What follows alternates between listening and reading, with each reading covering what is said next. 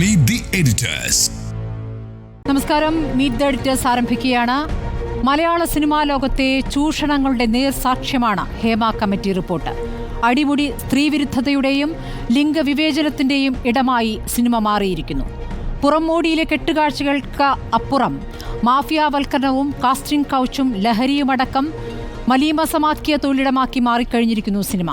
പരാതി പറയാൻ പോലും ഭയപ്പെട്ട് എല്ലാം സഹിച്ചു കഴിയുകയാണ് തൊഴിലിടത്ത സ്ത്രീകൾ. അവസരം കിട്ടിയപ്പോൾ അവർ തുറന്നു പറഞ്ഞതൊക്കെയും ഏവരെയും ഞെട്ടിക്കുന്ന സത്യങ്ങളാണ്. 5 വർഷം സർക്കാരും അത് മൂടിവെച്ചു. ഒടുവിൽ കോടതിക്കും റിപ്പോർട്ടർ ചാനൽ അടക്കമുള്ള മാധ്യമങ്ങൾക്കും വലിയ പോരാട്ടം നടത്തേണ്ടി വന്നു ചൂഷണത്തിന്റെ നേർചിത്രം പുറത്തെത്തിക്കാൻ. മലയാള സിനിമയെ നിയന്ത്രിക്കുന്ന മാഫിയ സംഘത്തിന്റെ മുഖംമൂടി ഇനി അഴിഞ്ഞു വീഴുമോ? സ്ത്രീ സുരക്ഷയും ലിംഗസമത്വവും ഉറപ്പാക്കാൻ എന്ത് നടപടി സ്വീകരിക്കും സർക്കാർ? സിനിമാ രംഗത്ത് എന്തെങ്കിലും പ്രശ്നമുണ്ടെങ്കിൽ പൊതുസമൂഹത്തിൽ വരുന്ന പൊതുവായ പ്രശ്നങ്ങളുടെ ഭാഗമായി സിനിമാ രംഗത്തെ പ്രശ്നം നമ്മൾ എടുക്കും, ചർച്ച ചെയ്യും. തിരുത്തപ്പെടേണ്ട പ്രശ്നമുണ്ടെങ്കിൽ തിരുത്തും. ആ റിപ്പോർട്ട് വിശദമായി തന്നെ നിഗമനങ്ങളും നിർദ്ദേശങ്ങളും പരിശോധിച്ച് തുടർ നടപടി സ്വീകരിക്കും. ഒരു സർക്കാരിൻ്റെ കയ്യിൽ ഇത്രമാത്രം തെളിവോടുകൂടിയ മൊഴികളോടുകൂടിയ ഒരു റിപ്പോർട്ട് കിട്ടിയിട്ട് അതിന്മേൽ അത് കോൾഡ് സ്റ്റോറേജിൽ വെച്ചത് ഗുരുതരമായ ക്രിമിനൽ കുറ്റമാണ്. സർക്കാർ ചെയ്തത് ഗുരുതരമായ ക്രിമിനൽ കുറ്റമാണ്. ICC will not work in this industry. അത് സത്യമാണ്. ഇത് നേരത്തെ തൊട്ട് ഞാൻ ഇത് പറയുന്നതാണ്. സോ ഞാൻ അവിടെ ചെന്നത് ആസ് രഞ്ജനി, ആസ് എ ഇൻഡിവിജ്വലായിട്ടാണ് ഞാൻ സജസ്റ്റ് ചെയ്തത് എൻ്റർടൈൻമെൻറ്റ് ട്രൈബ്യൂണലും. സോ അത് റിപ്പോർട്ടിൽ ഞാൻ എവിടെയോ കണ്ടു, അത് ട്രൈബ്യൂണൽ റെക്കമെൻഡഡ് ആണ് പറഞ്ഞത്. So I'm very happy. It's a victory for all the woman in cinema. നമ്മൾ തെറ്റുകൾ ചൂണ്ടിക്കാണിക്കുന്നെങ്കിൽ ആ തെറ്റുകൾ തിരുത്താനുള്ള ശ്രമം തുറന്ന മനസ്സോടെ ഉണ്ടാവും. അതിന് ഒരല്പം സമയം മാത്രമേ ഞങ്ങൾ ചോദിക്കുന്നുള്ളൂ. നിയമ നടപടികൾക്കെല്ലാം അനുകൂലമായി തന്നെ നമുക്ക് നിൽക്കാൻ സാധിക്കുകയുള്ളൂ. കാരണം സിനിമ നല്ല രീതിയിൽ മുന്നോട്ട് പോകണമെന്ന് ആഗ്രഹിക്കുന്ന ആളുകളാണ് ഞങ്ങൾ. അപ്പോൾ അതിന് സർക്കാരിൻ്റെ ഭാഗത്ത് നിന്ന് എന്ത് നീക്കം ഉണ്ടായാലും തീർച്ചയായും എല്ലാ സംഘടനകളുടെയും സപ്പോർട്ട് ഉണ്ടാവും. അഴിഞ്ഞു വീണോ മുഖം മൂടികൾ എന്ന ചോദ്യമാണ് മീറ്റ് ദ എഡിറ്റേഴ്സ് ഉന്നയിക്കുന്നത്. അത് ഞാൻ ആൻഡ്രോ അഗസ്റ്റിനിലേക്ക് പോകുന്നു. ശ്രീ ആൻഡ്രോ അഗസ്റ്റിൻ, ഇന്നിപ്പോൾ റിപ്പോർട്ട് പുറത്തു വന്നിരിക്കുന്നു. ഇതിന് ഒരു വർഷങ്ങളുടെ പോരാട്ട ചരിത്രമുണ്ട്. നടി ആക്രമിക്കപ്പെട്ട സംഭവം മുതൽ അതിനെ എങ്ങനെ മാധ്യമങ്ങൾ സമീപിച്ചു, പ്രത്യേകിച്ച് റിപ്പോർട്ടർ എങ്ങനെ സമീപിച്ചു, അത് അങ്ങനെ സമീപിക്കുന്ന ഘട്ടത്തിൽ വന്ന തടസ്സങ്ങൾ, ഇതൊക്കെ നമ്മുടെ മുന്നിലുണ്ട്. ഇപ്പോൾ ഏറ്റവും ഒടുവിൽ ഇപ്പോൾ ഈ റിപ്പോർട്ട് പുറത്തു വന്ന ഇന്ന് പോലും എത്രത്തോളം നാടകീയമായിരുന്നു ഇതിന് ഈ മണിക്കൂറുകൾ എന്ന് നമ്മുടെ മുന്നിലുണ്ട്. അപ്പോൾ എങ്ങനെയാണ് ഇതിനെ ഒരു കാണുന്നത് ഈ സമയത്ത്? സ്മൃതി, 2017 ഫെബ്രുവരി മാസം 17-ാം തീയതിയാണ് നടിയെ ആക്രമിച്ച സംഭവം ഉണ്ടാകുന്നത്. അന്നു മുതൽ റിപ്പോർട്ടർ TV ഈ വിഷയത്തിലെടുത്ത നിലപാട് എന്ന് പറയുന്നത് അന്ന് ആക്രമിക്കപ്പെട്ട നടിയുടെ ഒപ്പം നിൽക്കുക എന്നുള്ള നിലപാടായിരുന്നു. അതിനുശേഷം വന്നത് ചീഫ് എഡിറ്ററായിരുന്ന ME നികേഷ് കുമാറും നമ്മുടെ ഏറ്റവും നല്ല ജേർണലിസ്റ്റ് എന്ന് പറയുന്ന നിലയ്ക്ക് റോഷിബാലും എടുത്ത നിലപാടും അതുപോലെ തന്നെയായിരുന്നു. കാരണം റോഷിബാലിനെ പോലെയുള്ള പ്രാഗൽഭ്യം തെളിയിച്ചിട്ടുള്ള റിപ്പോർട്ടേഴ്സ്, മാധ്യമപ്രവർത്തകർ ഇതിൻ്റെ പിന്നാലെ കൂടി എന്നുള്ളതാണ് സത്യം എന്ന് പറയാം നമുക്ക് വേണമെങ്കിൽ.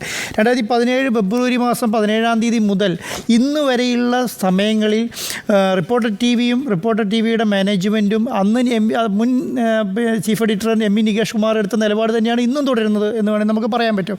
കാരണം മാധ്യമപ്രവർത്തക ചരിത്രത്തിൽ വരെ ഇത്രയും അധികം ഒരു നീണ്ട കാലയളവ് ചർച്ച ചെയ്ത വിഷയമുണ്ടായില്ല. റിപ്പോർട്ടർ TVയെ സംബന്ധിച്ചിടത്തോളം വർഷങ്ങളോളം ചർച്ച ചെയ്ത വിഷയമാണ് നടിയെ ആക്രമിച്ചപ്പെട്ട കാര്യം എന്ന് പറയുന്നത്. അതിലൂടെ പരസ്യങ്ങൾ നഷ്ടപ്പെട്ടിട്ടുണ്ട്. സിനിമ വിഭാഗത്തിൽ ആ പറയുന്ന ഒരു ഫ്രട്ടേണിറ്റി ഒരു മനുഷ്യൻ പോലും റിപ്പോർട്ടർ TVയെ ബഹിഷ്കരിച്ചിരുന്ന ഒരു മനുഷ്യൻ പോലും റിപ്പോർട്ടർ TVയായിട്ട് സഹകരിക്കില്ലാത്ത കാലം ഉണ്ടായിരുന്നു.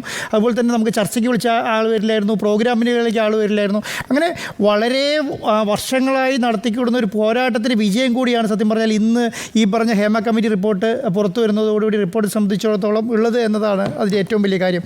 കാരണം സർക്കാർ ഒരു കമ്മിറ്റീനെ ഏർപ്പാടാക്കുക, ആ കമ്മിറ്റിയുടെ റിപ്പോർട്ട് പുറത്തു വരുമ്പോൾ അതിൻ്റെ അകത്ത് എത്ര വലിയ കാര്യങ്ങളാണ് വരുന്നതെന്ന് നോക്കൂ സ്മൃതി. കാരണം അതിൻ്റെ അകത്ത് ലൈംഗിക അതിക്രമം മുതലുള്ള ഒട്ടനവധി കാര്യങ്ങളാണ് അതിൻ്റെ ഭാഗമായിട്ട് മുന്നോട്ട് വരുന്നത്. മുഴുവൻ മനുഷ്യാവകാശ ലംഘനങ്ങളാണ് അതിൻ്റെ ഭാഗമായിട്ട് മുന്നോട്ട് വരുന്നത്. മലയാള സിനിമയെ സംബന്ധിച്ചിടത്തോളം 2 വാക്കുകൾ മാത്രമേ ഉള്ളൂ എന്നാണ് പറയുന്നത്. ഒന്ന് അഡ്ജസ്റ്റ്മെൻറ്റും, ഒന്നെന്താ പിന്നെ കോംപ്രമൈസും മാത്രമേ ഉള്ളൂ എന്ന് പറയുന്നത്. ഈ കാരണങ്ങൾ വിട്ട് ഈ സംവിധാനം വേണ്ട, സിനിമ വേണ്ട എന്ന് വിട്ടിട്ട് സീരിയലിലേക്ക് പോയാൽ പോലും അവിടെ പോലും രക്ഷയില്ലാത്ത അവസ്ഥയിലേക്ക് ഈ പറയുന്ന ഒരു സംവിധാനം മാറി എന്ന് പറയുമ്പോൾ അതിൻ്റെ ഒരു വലിപ്പം എത്രയാണെന്നുള്ള ഈ റിപ്പോർട്ട് കിട്ടിയതിൽ നിന്ന് നമുക്ക് മനസ്സിലാക്കുന്ന എന്താ, റിപ്പോർട്ട് കിട്ടിയതിന് ശേഷം എന്ത് ചെയ്യാൻ പറ്റും എന്നുള്ളതാണ്. ആരുടെയും പേരതിൽ പരാമർശിച്ചിട്ടില്ലെങ്കിൽ കൂടിയും ഈ പറഞ്ഞ സിനിമ സെറ്റുകളിൽ നടക്കുന്ന എല്ലാ കാര്യങ്ങളും അക്കമിട്ട് പറഞ്ഞിട്ടുണ്ടെന്നുള്ളതാണ്. വാതിൽ മുട്ടുന്നത് വരെയുള്ള കാര്യങ്ങളിൽ അത് പറഞ്ഞിട്ടുണ്ടെന്നുള്ളതാണ്. അപ്പോൾ അങ്ങനെയുള്ള സമയങ്ങളിൽ അങ്ങനെയുള്ള കാര്യങ്ങൾ ഇനി സർക്കാർ എന്ത് നിലപാടെടുക്കുമെന്നുള്ളത് വലിയ കാര്യമാണ്. നമ്മളെ സംബന്ധിച്ചിടത്തോളം, റിപ്പോർട്ടർ ടിവിയെ സംബന്ധിച്ചിടത്തോളം ഈ പറഞ്ഞ 2017 തുടങ്ങി ഈ സമയം വരെ ഇടതടവില്ലാതെ വാർത്തകൾ കൊടുക്കുമായിരുന്നു. നമ്മൾ കാരണം നമ്മൾ ഒരു മാസത്തിൽ ഒരു ദിവസമെങ്കിലും ചർച്ച ചെയ്യാതെ പോയിട്ടില്ല. കാരണം നമ്മൾ ഈ പറഞ്ഞ ഈ വിവരാവകാശ കമ്മീഷൻ്റെ മുൻപിൽ തന്നെ എത്ര അപ്പീലുകളാണ് നമ്മൾ മുന്നോട്ട് പോയിട്ടുള്ളത്, ഏതൊക്കെ രീതിയിൽ അപ്പീലുകളാണ് നമുക്ക് മുന്നോട്ട് പോയിട്ടുള്ളത്. ഈ പെൻഡ്രൈവ് ചോർന്ന, അതായത് ഈ ദൃശ്യങ്ങൾ ചോർന്ന സമയത്ത് നമ്മൾ അത് ആദ്യം റിപ്പോർട്ട് ചെയ്യുന്ന റിപ്പോർട്ടർ ടി വിയാണ്. ഈ പറയുന്ന ദൃശ്യങ്ങൾ ചോർന്ന വിവരം റിപ്പോർട്ട് ചെയ്യുന്ന റിപ്പോർട്ടർ ടി വിയാണ്. അതിൻ്റെ പുറകെ നമ്മൾ എത്ര നാളാണ് പോയത്, അത് കോടതിയിൽ ഇപ്പം എവിടെയാണ് എത്തി നിൽക്കുന്നത് നമുക്ക് കറക്റ്റായിട്ട് അറിയാവുന്ന കാര്യങ്ങളാണ്. അപ്പം റിപ്പോർട്ടർ ടി വിയെ സംബന്ധിച്ചിടത്തോളം ഈ പറഞ്ഞ ഹേമ കമ്മിറ്റി റിപ്പോർട്ട് പുറത്തു വരുമ്പോൾ വളരെ ചാരിതാർത്ഥ്യമുണ്ട്. കാരണം ഇനി സർക്കാർ ഇതിന് മേലെ എന്ത് നടപടിയെടുക്കും എന്നതിലാണ് കാര്യം. കാരണം സർക്കാർ ഒരു കമ്മിറ്റിനെ നിശ്ചയിക്കുന്ന കോടിക്കണക്കിന് രൂപ മുടക്കി ആ കമ്മിറ്റി റിപ്പോർട്ട് മുമ്പിൽ വരുന്നു. ഈ റിപ്പോർട്ട് മേടിച്ചിട്ട് നമ്മൾ അടയിരുന്നിട്ട് ഒരു കാര്യമില്ലല്ലോ. കാരണം റിപ്പോർട്ട് കിട്ടാൻ വേണ്ടി, കാരണം 4-5 വർഷം ശരിക്കും പറഞ്ഞിട്ടുണ്ടെങ്കിൽ സർക്കാർ ഇത് അങ്ങനെ തന്നെ വെച്ചുകൊണ്ടിരിക്കുകയായിരുന്നല്ലോ. ഇപ്പോഴാണല്ലോ അത് പുറത്തു വന്നത്. കാരണം ഈ കഴിഞ്ഞ 2-3 ദിവസമായി എത്ര വലിയ സമ്മർദ്ദം നമ്മൾ ചെലുത്തേണ്ടി വന്നു എന്ന് ആലോചിച്ച് നോക്കിക്കേ. കാരണം ഞാൻ ഇന്ന് അഭിനന്ദിക്കാൻ ഉദ്ദേശിക്കുന്ന ഒരാളെന്ന് പറയുന്നത് ജസ്റ്റിസ് VG അരുണാണ്. അദ്ദേഹം എടുത്ത നിലപാട് വലിയ നിലപാടാണ്. കാരണം ഇന്ന് ഡിവിഷൻ ബെഞ്ച് സിംഗിൾ ബെഞ്ചിലേക്ക് പോകാൻ പറയുന്ന സമയത്ത് ആ കേസ് എടുത്തിരുന്നെങ്കിൽ ഇതിവിടെ നിന്ന് മാറും, ഈ കളി മാറി, പിന്നെ അത് സുപ്രീം കോടതിയായി. കാരണം എല്ലാ സംവിധാനങ്ങളും സെറ്റ് വെച്ചിരിക്കുക എന്നാണ് നമ്മൾ അറിയുന്നത്. കാരണം ഹൈക്കോടതിയിൽ കിട്ടിയില്ലെങ്കിൽ സുപ്രീം കോടതി പോകാൻ വരെ മെൻഷൻ ചെയ്ത് ഡിസ്കസ് ചെയ്ത് വെച്ചിരിക്കുന്നു എന്നുള്ളതാണ്. അപ്പം ആ ജസ്റ്റിസായിട്ടുള്ള VG അരുണെടുത്ത നിലപാടാണ് സത്യം പറഞ്ഞാൽ ഇന്ന് ഈ റിപ്പോർട്ട് പുറത്തു പോകാനും കാരണം എന്നുള്ളതാണ്. കാരണം 2:30 പുറത്തു വിടുമെന്ന് പറയുമ്പോൾ 1:45 കേസ് എടുക്കുമെന്ന് നിശ്ചയിച്ചിട്ടാണ് 2:30 സമയം ഫിക്സ് ചെയ്യുന്നത്. 2:30 കഴിഞ്ഞപ്പോഴാണ് ടക്ക് എന്ന് പറയുന്നത് തള്ളുന്നതും ഈ പറയുന്ന റിപ്പോർട്ട് പുറത്തു വരുന്നതും. അപ്പോൾ അങ്ങനെ ഒരു നിലപാട് ജസ്റ്റിസ് എടുത്തതിൻ്റെ കൂടെ തന്നെയാണ് ഈ റിപ്പോർട്ട് പുറത്തു വരുന്നത്. ആ റിപ്പോർട്ട് നമ്മുടെ റോഷിപാലിൻ്റെ കയ്യിൽ തന്നെ കിട്ടുന്നത് എന്നും വലിയ കാര്യമാണ്. കാരണം ആദ്യം ഈ റിപ്പോർട്ട് എടുത്ത് പുറത്തേക്ക് ഓടി വരുന്നത് റോഷിപാലിൻ്റെ വിഷ്വൽസിൽ നമുക്ക് കാണാൻ പറ്റും. അപ്പോൾ റിപ്പോർട്ട് എടുത്ത് റോഷിപാൽ വരുമ്പോൾ ഈ റിപ്പോർട്ടർ ടിവിയെ സംബന്ധിച്ചിടത്തോളം, റോഷിപാലിനെ സംബന്ധിച്ചിടത്തോളം, നമ്മളെ ഓരോരുത്തരെ സംബന്ധിച്ചിടത്തോളം അഭിമാനത്തിൻ്റെ നിമിഷമാണ്. ഇനി ഈ റിപ്പോർട്ട് സത്യം പറഞ്ഞിട്ടുണ്ടെങ്കിൽ നടപ്പിലാക്കാൻ സർക്കാർ എടുക്കേണ്ട നിലപാടുകളെ കൃത്യമായി വിശകലനം ചെയ്ത് പറയാൻ വേണ്ടിയിട്ട് റിപ്പോർട്ടർ ടി വിനി, കാരണം ഈ റിപ്പോർട്ട് എടുത്തിട്ട് നമുക്ക് ഒരു റിപ്പോർട്ട് കിട്ടിയോണ്ട് കാര്യമില്ലല്ലോ. കാരണം അതിനകത്ത് ആരുടെ പേര് പറഞ്ഞിട്ടില്ല എന്ന് പറയുന്നുണ്ട്. പക്ഷേ ഉള്ളടങ്ങളിലേക്ക് ഇനി റിപ്പോർട്ടർ ടി വി പോകും എന്നുള്ളതിനകത്ത് ഒരു സംശയവുമില്ല. ഇതിൻ്റെ ഓരോ വാക്കുകളും ഓരോ വസ്ത്രങ്ങളും എന്താണ്, ആരെക്കുറിച്ചാണ്, എങ്ങനെയാണ് എന്നുള്ളത് അന്വേഷിച്ച് റിപ്പോർട്ടർ ടി വി പോകും എന്നുള്ളതാണ്. ഒരിക്കൽ കൂടി ഈ റിപ്പോർട്ടർ ടി വിയിലെ മാധ്യമപ്രവർത്തകരെയും പ്രത്യേകിച്ച് റോഷിപാലിനെയും മുൻ ചീഫ് എഡിറ്റർ MV നികേഷ് കുമാറിനെയും ഞാൻ ഇപ്രാവശ്യം ഓർക്കുകയാണ്. അവർക്ക് അതിൻ്റെ ഒരു അഭിനന്ദനം പോലെ എനിക്ക് പറയണമെന്ന് തോന്നുന്നു. തീർച്ചയായും റോഷിപാൽ ഇപ്പോൾ നമ്മോടൊപ്പം ഉണ്ട്. റോഷി, ഈ റിപ്പോർട്ട് കിട്ടാൻ വേണ്ടി വിവരാവകാശ കമ്മീഷനെ സമീപിക്കുന്നത് തന്നെ ആദ്യം സർക്കാരിനെ സമീപിച്ച് റിപ്പോർട്ട് കിട്ടാത്ത പശ്ചാത്തലത്തിലാണല്ലോ. പിന്നീടുണ്ടായ പ്രതിബന്ധങ്ങളടക്കം ഒരുപാട് കാര്യങ്ങൾ നമ്മുടെ മുന്നിലുണ്ട്. ഇന്ന് പോലും റിപ്പോർട്ട് തരാനുള്ള സമയം അതിങ്ങനെ മാറി മറിഞ്ഞു വരികയായിരുന്നു. കോടതിയിൽ കേസെടുക്കുന്ന ഘട്ടം അത് കഴിഞ്ഞിട്ട് മതി എന്ന ഒരു ആലോചനയിലേക്ക് സർക്കാർ പോകുന്നതടക്കം നമ്മുടെ മുന്നിൽ കണ്ടതാണ്. ഒടുവിൽ ആ റിപ്പോർട്ട് കിട്ടുന്ന ആ നിമിഷം എങ്ങനെയാണ് റോഷിപാലിന് ഇപ്പോൾ ആ കാര്യങ്ങൾ വിശദീകരിക്കാനാവുക? സ്മൃതി, ഹേമ കമ്മിറ്റി റിപ്പോർട്ട് പുറത്തു കൊണ്ടുവരണം എന്നത് പലവട്ടം ചർച്ച ചെയ്തതാണ്. കാരണം ഒന്ന്, 2017 നടി ആക്രമിച്ചതുമായി ബന്ധപ്പെട്ട നേരത്തെ നമ്മൾ ചർച്ച ചെയ്തതുപോലെ ആ വിഷയത്തിൽ ബാലേന്ദ്രകുമാർ നടത്തിയ വെളിപ്പെടുത്തൽ, ആ ഘട്ടത്തിലൊക്കെ നിരന്തരം ഏതാണ്ട് 1 വർഷത്തിലേറെ കാലം ഏതാണ്ട് രാത്രികാലങ്ങളിൽ ഡിബേറ്റ് പൂർണ്ണമായും നടി ആക്രമിച്ച കേസുമായി ബന്ധപ്പെട്ട അന്വേഷണത്തിൻ്റെ ഡെവലപ്മെൻ്റ് ആയിരുന്നു. ആ ഘട്ടത്തിലൊക്കെ ഏതെങ്കിലും ഒരു തവണ ശ്രമിക്കാം ഹേമ കമ്മീഷൻ റിപ്പോർട്ട് പുറത്തു കൊണ്ടുവരാൻ. ഒന്നിൽ കൂടുതൽ തവണ ഈ വിവരാവകാശ നിയമപ്രകാരം അപേക്ഷ നൽകി. പക്ഷേ അപ്പോഴൊക്കെ നേരത്തെ വിവരാവകാശ കമ്മീഷണർ തന്നെ ഉത്തരവുണ്ടാണ് ഇത് വിവരങ്ങൾ പുറത്തു വരാൻ പാടില്ല. ആ ഒരു കാര്യം ചൂണ്ടിക്കാണിച്ചുകൊണ്ട് റിപ്പോർട്ട് പുറത്തുവിടാൻ പറ്റില്ല എന്ന് സാംസ്കാരിക വകുപ്പ് വ്യക്തമാക്കുകയായിരുന്നു. ഒടുവിൽ ഈ വിവരാവകാശ കമ്മീഷനെ സമീപിച്ചപ്പോൾ അതിന് അനുകൂലമായ ഒരു ഉത്തരവുണ്ടാകുകയും കഴിഞ്ഞ മാസം 24-ന് പകർപ്പ് ലഭ്യമാക്കുകയും ചെയ്യുന്ന അറിയിപ്പ് ലഭിച്ചു. അന്ന് പ്രതീക്ഷിച്ചു നമ്മൾ ഈ കാര്യങ്ങളൊക്കെ കൃത്യമായി ആസൂത്രണം ചെയ്ത് അന്ന് പകർപ്പിനായി സമീപിക്കുന്ന ഘട്ടത്തിലാണ് പിന്നീട് ഹൈക്കോടതിയുടെ ഇടപെടലുണ്ടായി. അതിനുശേഷം ഹൈക്കോടതി തന്നെ 7 ദിവസത്തിനകം റിപ്പോർട്ട് കൈമാറണമെന്ന ഉത്തരവ് വീണ്ടും പുറപ്പെടുവിച്ചു. ആ ഒരു ഉത്തരവിൻ്റെ അടിസ്ഥാനത്തിൽ ശനിയാഴ്ച 11 മണിക്ക് റിപ്പോർട്ട് ലഭിക്കും എന്ന പ്രതീക്ഷയായിരുന്നു. ഈ റിപ്പോർട്ട് ലഭിക്കുന്നതിലൂടെ സിനിമാ മേഖലയിൽ ഒരു ശുദ്ധീകരണം അതാണ് ലക്ഷ്യമിട്ടത്. കാരണം ജൂനിയർ ആർട്ടിസ്റ്റ് മുതൽ മുകളിലേക്കുള്ള എത്രയോ സിനിമാ താരങ്ങൾ, സിനിമാ പ്രവർത്തകർ അറിയുന്നവരും അറിയാത്തവരുമായി പല വഴിയിൽ ഏതെങ്കിലും ഘട്ടത്തിൽ ഈ റിപ്പോർട്ട് പുറത്തു കൊണ്ടുവരാനുള്ള ഒരു ശ്രമം നടത്തണമെന്ന് അഭ്യർത്ഥിച്ചിരുന്നു. സിനിമാ മേഖലയുമായി ബന്ധപ്പെട്ട് തുടങ്ങിയത് തന്നെ ഈ നടിയെ ആക്രമിച്ച കേസുമായി ബന്ധപ്പെട്ടാണ്. അതിൽ WCCയിലെ പല പ്രവർത്തകരും പലപ്പോഴും പറഞ്ഞിരുന്നു, വിവരാവകാശ നിയമപ്രകാരം ഇത് കൊണ്ടുവരാൻ പറ്റില്ല, എങ്ങനെയെങ്കിലും ഇത് പുറത്തെത്തിക്കണം, അതിനുള്ള ശ്രമം നിങ്ങൾ നടത്തണം, തുടരണം. അത് മനസ്സിൽ സൂക്ഷിച്ചുകൊണ്ട് തന്നെയാണ് അതിനുള്ള ഒരു പോരാട്ടത്തിന് ഇറങ്ങിയത്. ശനിയാഴ്ച 11 മണിക്ക് കിട്ടില്ലെന്ന് രാവിലെ സാംസ്കാരിക വകുപ്പിലെ ഡെപ്യൂട്ടി സെക്രട്ടറി ടെലിഫോൺ വഴി അറിയിച്ചതിന് തൊട്ടു പിന്നാലെ തന്നെ ഞാൻ TV പ്രസാദുമായി സംസാരിച്ച് നമ്മുടെ ആൻഡോ സാറിന് ഈ കാര്യം സംസാരിച്ചതിന് ശേഷമാണ് വിവരാവകാശ കമ്മീഷണർക്ക് നേരിട്ട് സന്ദർശിച്ച് പരാതി കൊടുക്കാനുള്ള തീരുമാനമെടുത്തത്. ഞാൻ എക്സിക്യൂട്ടീവ് സ്മൃതി പരുത്തിക്കാരനും ഒരു സന്ദേശം അയച്ചിരുന്നു. ആ ഘട്ടത്തിൽ നിയമപോരാട്ടത്തിലേക്ക് നമുക്ക് പോയിക്കൂടെ എന്നുള്ള എനിക്ക് മനസ്സിൽ തോന്നിയ ഒരു കാര്യമാണ് ഞാൻ ആ സമയം പങ്കുവെച്ചത്. കാരണം ഇത് നമ്മുടെ ഒരു വലിയ ഉത്തരവാദിത്വം കൂടിയാണെന്ന് ബോധ്യമായിരുന്നു. അതിൻ്റെ അടിസ്ഥാനത്തിൽ രാവിലെ വിവരാവകാശ കമ്മീഷണർ അതിൻ്റെ പ്രാധാന്യം മനസ്സിലാക്കിക്കൊണ്ട് അപ്പോയിൻമെൻറ്റ് നൽകുകയും ആ തിരക്കിനിടയിൽ അദ്ദേഹത്തെ നേരിട്ട് കണ്ട് ഈ പരാതി ബോധ്യപ്പെടുത്തുകയും ചെയ്തു. അദ്ദേഹത്തിന് ബോധ്യമായി. കാരണം നിയമതടസ്സമില്ലാത്ത സാഹചര്യത്തിൽ എന്തുകൊണ്ടാണ് ഈ റിപ്പോർട്ട് പുറത്തുവിടാൻ സർക്കാർ തയ്യാറാകുന്നില്ല, സാംസ്കാരിക വകുപ്പ് തയ്യാറാകുന്നില്ല എന്ന ചോദ്യം, ആ ചോദ്യത്തിന് ഉത്തരം തേടിയാണ് ആ ഘട്ടത്തിൽ തന്നെ ഈ വിവരാവകാശ commissioner doctor A Abdul Hakeem ഈ ഒരു ദൂതൻ വഴി നോട്ടീസ് സാംസ്കാരിക വകുപ്പിന് കൈമാറുന്നതും അടിയന്തരമായി ഈ റിപ്പോർട്ട് പുറത്തുവിടാത്തതിൻ്റെ കാരണം ബോധ്യപ്പെടുത്തണമെന്നായിരുന്നു. അത് വലിയ സമ്മർദ്ദമായി സാംസ്കാരിക വകുപ്പിൽ, സംസ്ഥാന സർക്കാരിന് വലിയ സമ്മർദ്ദമായി.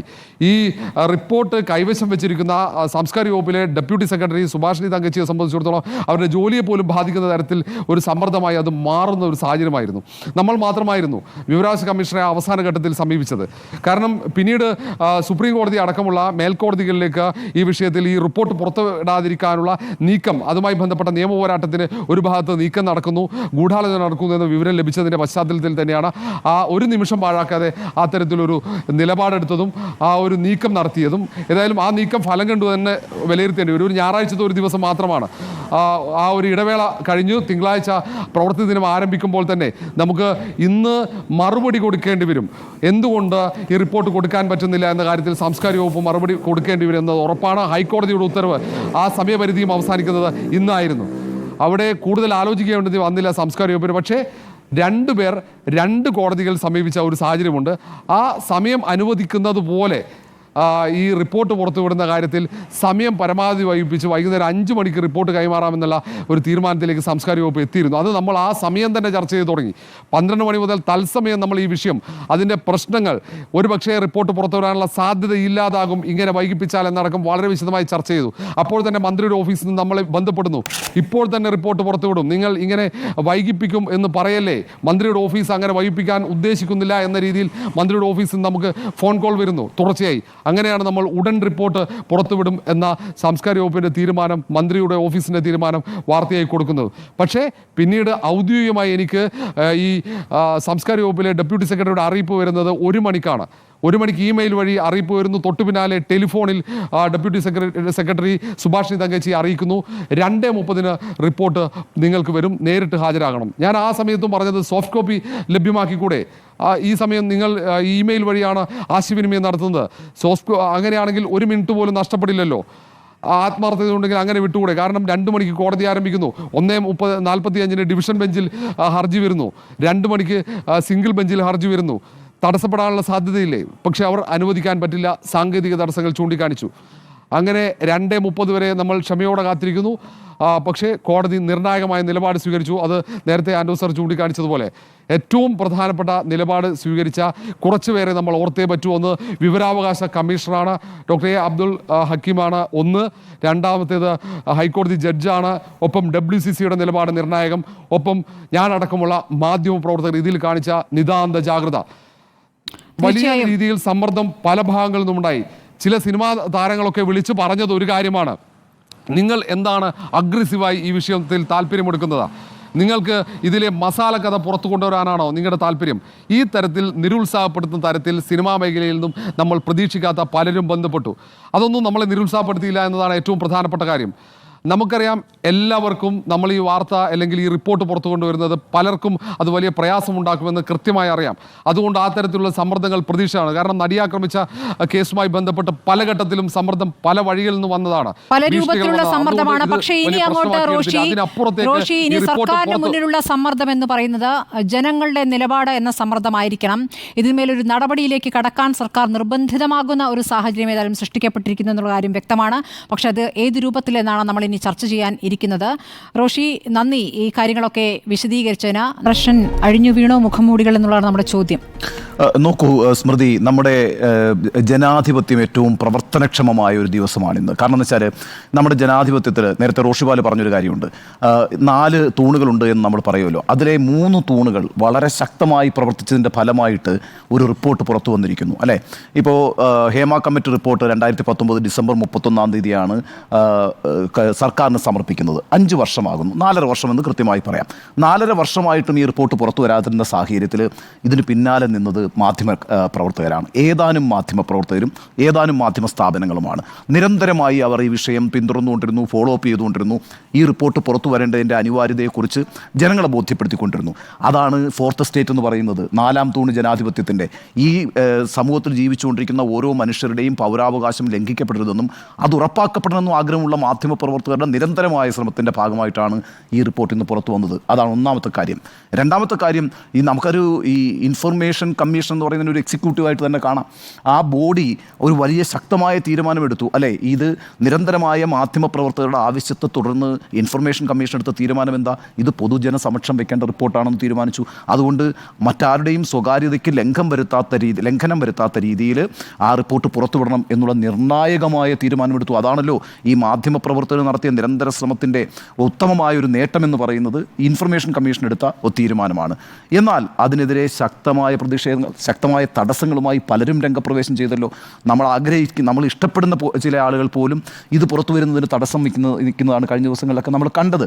പക്ഷേ ജുഡീഷ്യറി, 3ാം തൂണ് ജുഡീഷ്യറി എന്താ എടുത്ത നിലപാട്? അത് ഹൈക്കോടതി, ഡിവിഷൻ ബെഞ്ച്, സിംഗിൾ ബെഞ്ച് ഇവരൊക്കെ എടുത്ത നിലപാടെന്ന് പറയുന്നത് ഈ റിപ്പോർട്ട് പുറത്തു വരികയും അത് ചർച്ച ചെയ്യപ്പെടുകയും വേണം എന്നാണ്. ഒടുവിൽ ഗത്യന്തരമില്ലാതെ ഈ റിപ്പോർട്ട് പുറത്തു വന്നു എന്നുള്ളതാണ്, പുറത്തു വിടേണ്ടി വന്നു സർക്കാരിന് എന്നുള്ളതാണ്. ഇവിടെ സർക്കാരിൻ്റെ കാര്യത്തിനകത്ത് എനിക്കൊരു അഭിപ്രായം ആദ്യം തന്നെ പറയാനുള്ളത്, ഞാൻ സമ്മതിക്കുന്നു 2017 പ്രമുഖയായ ഒരു നടി ആക്രമിക്കപ്പെടുന്ന സാഹചര്യത്തിൽ WCC എന്നൊരു സംഘടന ഉണ്ടാകുന്നു. ആ സംഘടന വളരെ ശക്തമായ പ്രതിഷേധവുമായി സർക്കാരിനെ സമീപിക്കുന്നു. സർക്കാർ ആ പ്രതിഷേധത്തെ ഉൾക്കൊള്ളുകയും മനസ്സിലാക്കുകയും ചെയ്തുകൊണ്ട് ഈ മേഖലയിൽ നിൽക്കുന്ന അപജയങ്ങളെക്കുറിച്ച് പഠിക്കാൻ വേണ്ടിയിട്ടൊരു സമിതിയെ നിയമിക്കുന്നു. ഒരു തർക്കവും വേണ്ട, 2016 അധികാരത്തിൽ വന്ന 1ാം പിണറായി സർക്കാരിൻ്റെ മികച്ച തീരുമാനങ്ങളിലൊന്നു തന്നെയാണ്, മാതൃകാപരമായ തീരുമാനമാണ് 2017 ജൂലൈയിൽ ഒരു കമ്മിറ്റിയെ നിയോഗിക്കുകയും ആ കമ്മിറ്റിയെ കൊണ്ട് ഈ വിഷയങ്ങൾ പഠിക്കാൻ നിർദ്ദേശിക്കുകയും ചെയ്തത്. അത് വളരെ പ്രധാനപ്പെട്ട ഒരു തീരുമാനമാണ്, രാജ്യത്ത് തന്നെ മാതൃകയായിട്ടുള്ള തീരുമാനമാണ്. എന്നാൽ അൺഫോർച്ചുനേറ്റ്ലി നോക്കൂ, 2019 ഡിസംബർ 31 ഈ റിപ്പോർട്ട് സമർപ്പിച്ചിട്ടും 4.5 വർഷം. ഇത് ഇപ്പോൾ ഈ രാഷ്ട്രീയ നേതാക്കളൊക്കെ പറയുന്നത് പോലെ, സാമൂഹ്യ നിരീക്ഷകർ പറയുന്നത് പോലെ കോൾഡ് സ്റ്റോറേജിൽ ഇരുന്നില്ലേ. നിങ്ങൾ ഈ റിപ്പോർട്ട് പുറത്തുവിടരുത് എന്ന് ആവശ്യപ്പെട്ടുകൊണ്ട് 2020 ജസ്റ്റിസ് ഹേമ തന്നെ ഒരു കത്തെഴുതിയെന്നാണ് സർക്കാർ ഇപ്പോൾ ന്യായം പറഞ്ഞുകൊണ്ടിരിക്കുന്നത്. 2020 ജസ്റ്റിസ് ഹേമ പറഞ്ഞു ഒരു കത്തെഴുതി സർക്കാരിന്, പല വ്യക്തികളുടെയും സ്വകാര്യതയുമായി ബന്ധപ്പെട്ടൊരു കാര്യമായതുകൊണ്ട് ഈ റിപ്പോർട്ട് ഒരു കാരണവശാലും പുറത്തുവിടരുത് എന്ന് പറഞ്ഞു. 2020 ഇങ്ങനെ ഒരു കത്തുണ്ട്. പക്ഷേ 2024 ഈ റിപ്പോർട്ടിൻ്റെ ഒരു ഭാഗം പുറത്തുവിടേണ്ടി വന്നു. അങ്ങനെ പുറത്തുവിടാം സർക്കാരിന്, അതിനൊരു ഓർഡറൊന്നും വേണ്ട. സമൂഹത്തിൻ്റെ ഒരു നന്മയെ കരുതി സർക്കാരിന് അത്തരം ചില തീരുമാനങ്ങൾ എടുക്കാൻ പറ്റും. സർക്കാരിനും മുകളിലല്ല ഒരു കമ്മിറ്റിയും ഒരു കമ്മീഷനും. പക്ഷേ സർക്കാർ അങ്ങനെ ഒരു തീരുമാനം എടുത്തില്ല. അപ്പോഴും സർക്കാരിൻ്റെ ഉദ്ദേശശുദ്ധി ചോദ്യം ചെയ്യേണ്ട, നമുക്ക് ചോദ്യം ചെയ്യാതിരിക്കാൻ പകരം ആ കമ്മിറ്റി മുന്നോട്ട് വെച്ചുള്ള നിർദ്ദേശങ്ങൾ നടപ്പാക്കാനുള്ള നടപടികൾ തുടങ്ങാമല്ലോ അല്ലേ. ഇപ്പോൾ എന്തൊക്കെ നിർദ്ദേശങ്ങളാണ് ആ കമ്മിറ്റി മുന്നോട്ട് വെച്ചിരിക്കുന്ന? ആ റിപ്പോർട്ട് പരിശോധിച്ചാൽ നമുക്കറിയാം ഒട്ടേറെ നിർദ്ദേശങ്ങൾ അവിടെ ഈ പറയുന്ന സ്ത്രീകളുടെ സുരക്ഷയുമായി ബന്ധപ്പെട്ട് മാത്രമല്ല, ഏറ്റവും ജൂനിയർ ആയിട്ടുള്ള ആർട്ടിസ്റ്റുകൾ, വളരെ പാവപ്പെട്ട സാഹചര്യങ്ങളിൽ നിന്ന് വന്ന് സിനിമയിൽ പണിയെടുക്കുന്ന തൊഴിലാളികൾ, ഇവരുടെയൊക്കെ ആവശ്യങ്ങളുമായി ബന്ധപ്പെട്ട് ഒട്ടേറെ നിർദ്ദേശങ്ങൾ ഈ കമ്മിറ്റി മുന്നോട്ട് വെച്ചിട്ടുണ്ട്. നിയമനിർമ്മാണങ്ങൾ ആവശ്യപ്പെട്ടിട്ടുണ്ട്. അതുമായി ഈ സർക്കാരിന് മുന്നോട്ട് പോകാമായിരുന്നല്ലോ, ഒന്നും ചെയ്തില്ല.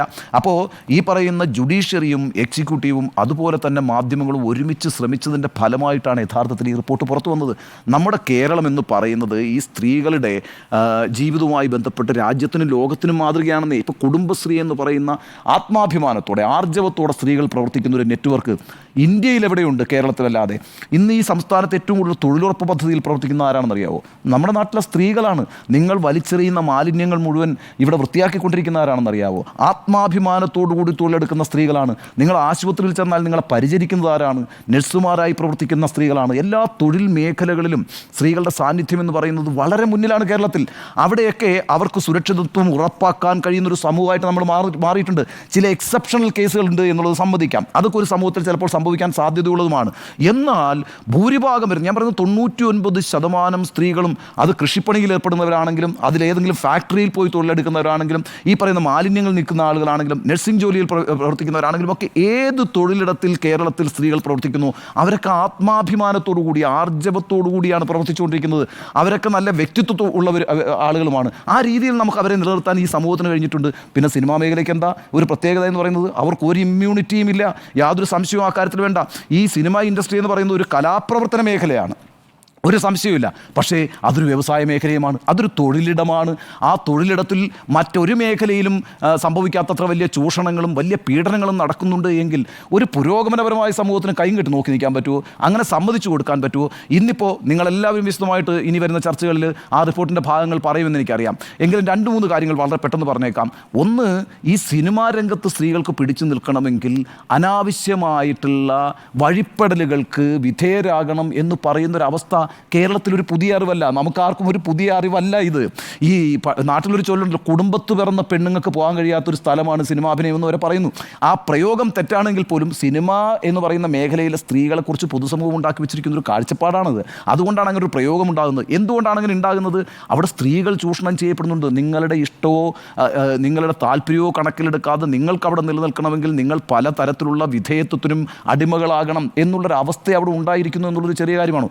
ഈ റിപ്പോർട്ട് പുറത്തു വരുമ്പോൾ ഏറ്റവും പ്രധാനപ്പെട്ട കാര്യം എന്ന് പറയുന്നത് അത് കൃത്യമായ തെളിവുകളുടെ അടിസ്ഥാനത്തിൽ റിപ്പോർട്ട് ചെയ്യപ്പെടുന്നു എന്നുള്ളതാണ്. അതാണ് ഈ കാര്യത്തിൽ ഏറ്റവും പ്രധാനപ്പെട്ട കാര്യം. വസ്തുതകളുടെ അടിസ്ഥാനത്തിലാണ് ഈ റിപ്പോർട്ടിൽ സെക്ഷുവൽ അബ്യൂസ് നടക്കുന്നു, സെക്ഷുവൽ എക്സ്പ്ലോയിറ്റേഷൻ നടക്കുന്നു എന്ന് ഈ റിപ്പോർട്ട് പറയുന്നത്. ഞാൻ വളരെ പ്രധാനമായി കാണുന്ന മറ്റൊരു കാര്യം, ഈ സമൂഹത്തിന് ഏറ്റവും വലിയ വിപത്തായി മാറിക്കൊണ്ടിരിക്കുന്ന ഡ്രഗിൻ്റെ ഒരു കേന്ദ്രമായിട്ട് സിനിമാ മേഖല മാറുന്നു. അതെങ്ങനെയാണ് ശരിയാവുക?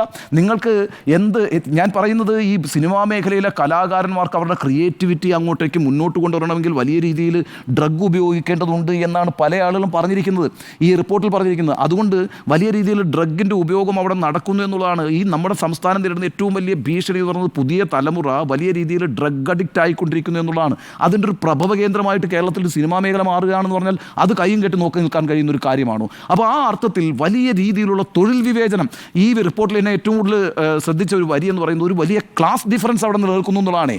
എന്ന് പറഞ്ഞാൽ അവിടുത്തെ ഒരു ലൈറ്റ് ബോയ്ക്ക് കിട്ടുന്നത് 2 ബ്രെഡാ. ഇങ്ങനെയാണ് ഈ പറയുന്ന നമ്മളൊക്കെ നാട്ടിൽ ഒരേ രീതിയിൽ ഭക്ഷണം കഴിക്കുകയും അത് ഒരു സ്ഥലത്താണ് നമ്മൾ ജോലി ചെയ്യുന്നത്. ഇപ്പം ഈ റിപ്പോർട്ടർ ടി വിയുടെ ക്യാൻറ്റീനിൽ റിപ്പോർട്ടർ ടി വിയുടെ മാനേജിംഗ് ഡയറക്ടർക്ക് ഒരു ഭക്ഷണം, ചീഫ് എഡിറ്റർക്ക് വേറൊരു ഭക്ഷണം, അതുപോലെ ഏറ്റവും ജൂനിയർ ആയിട്ടുള്ള ഒരു ട്രെയിനിക്ക് വേറൊരു ഭക്ഷണം. അങ്ങനെയാണ് നമ്മൾ അത് ചെയ്യുന്നത്? അല്ലല്ലോ, എല്ലാവർക്കും ഒരേ ഭക്ഷണമാണ്. ഇത് റിപ്പോർട്ടർ ടി വിയുടെ മാത്രം പ്രത്യേകതയല്ല. ഇത്തരം തൊഴിൽ സ്ഥാപനങ്ങൾ നടത്തുന്ന എല്ലാ സ്ഥലങ്ങളിലും എല്ലാവർക്കും ഒറ്റ ഭക്ഷണമേ കിട്ടുള്ളൂ.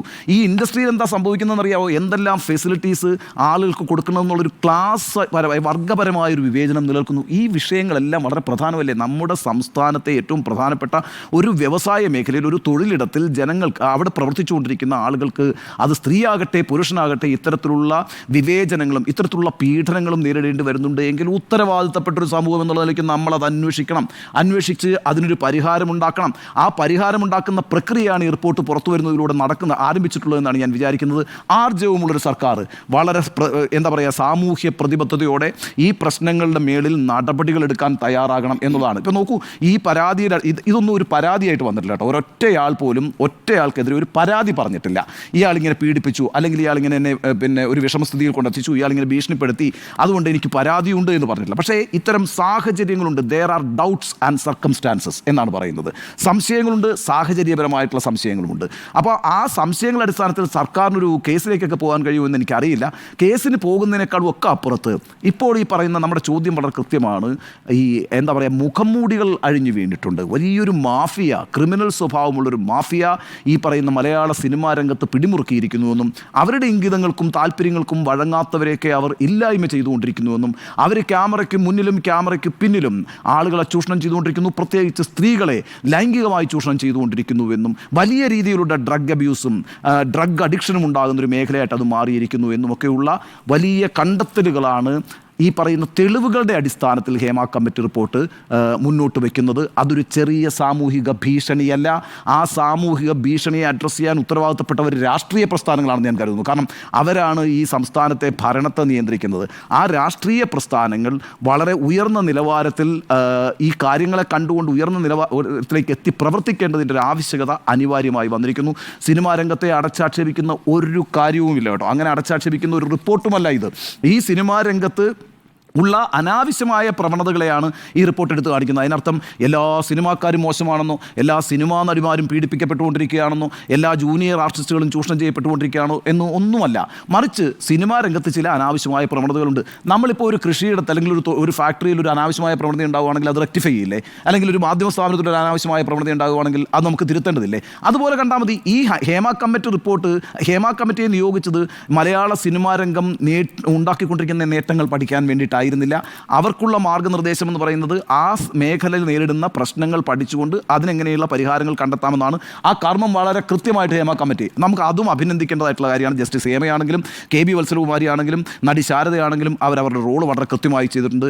അതിനോടൊപ്പം ഏറ്റവും പ്രധാനമായും ഈ പറയുന്ന ഒരു ഫോറം ഉണ്ടായപ്പോൾ ആ ഫോറത്തിലേക്ക് സ്വമേധയാ പോയി കൃത്യമായ തെളിവുകളുടെ അടിസ്ഥാനത്തിൽ അനാവശ്യമായ ആരോപണങ്ങൾ ഉന്നയിക്കാതെ വ്യക്തമായി തങ്ങൾ അനുഭവിച്ചിട്ടുള്ള പ്രശ്നങ്ങൾ തുറന്നു പറഞ്ഞ സ്ത്രീകളെയാണ് നമ്മൾ അഭിനന്ദിക്കേണ്ടത്. അതുകൊണ്ടാണ് ഇത്ര വ്യക്തമായൊരു ശക്തമായൊരു റിപ്പോർട്ട് ഹേമ കമ്മിറ്റിക്ക് തയ്യാറാക്കാൻ കഴിഞ്ഞത്. അതുകൊണ്ട് ഇന്നത്തെ ദിവസം എന്ന് പറയുന്നത് നമ്മുടെ സംസ്ഥാനത്തെ ഏറ്റവും പ്രധാനപ്പെട്ട ഒരു തൊഴിൽ മേഖല, അതൊരു കലാപ്രവർത്തന മേഖലയാണ് എന്ന് സമ്മതിക്കുമ്പോൾ തന്നെ അതൊരു വലിയ തൊഴിൽ മേഖലയാണ്.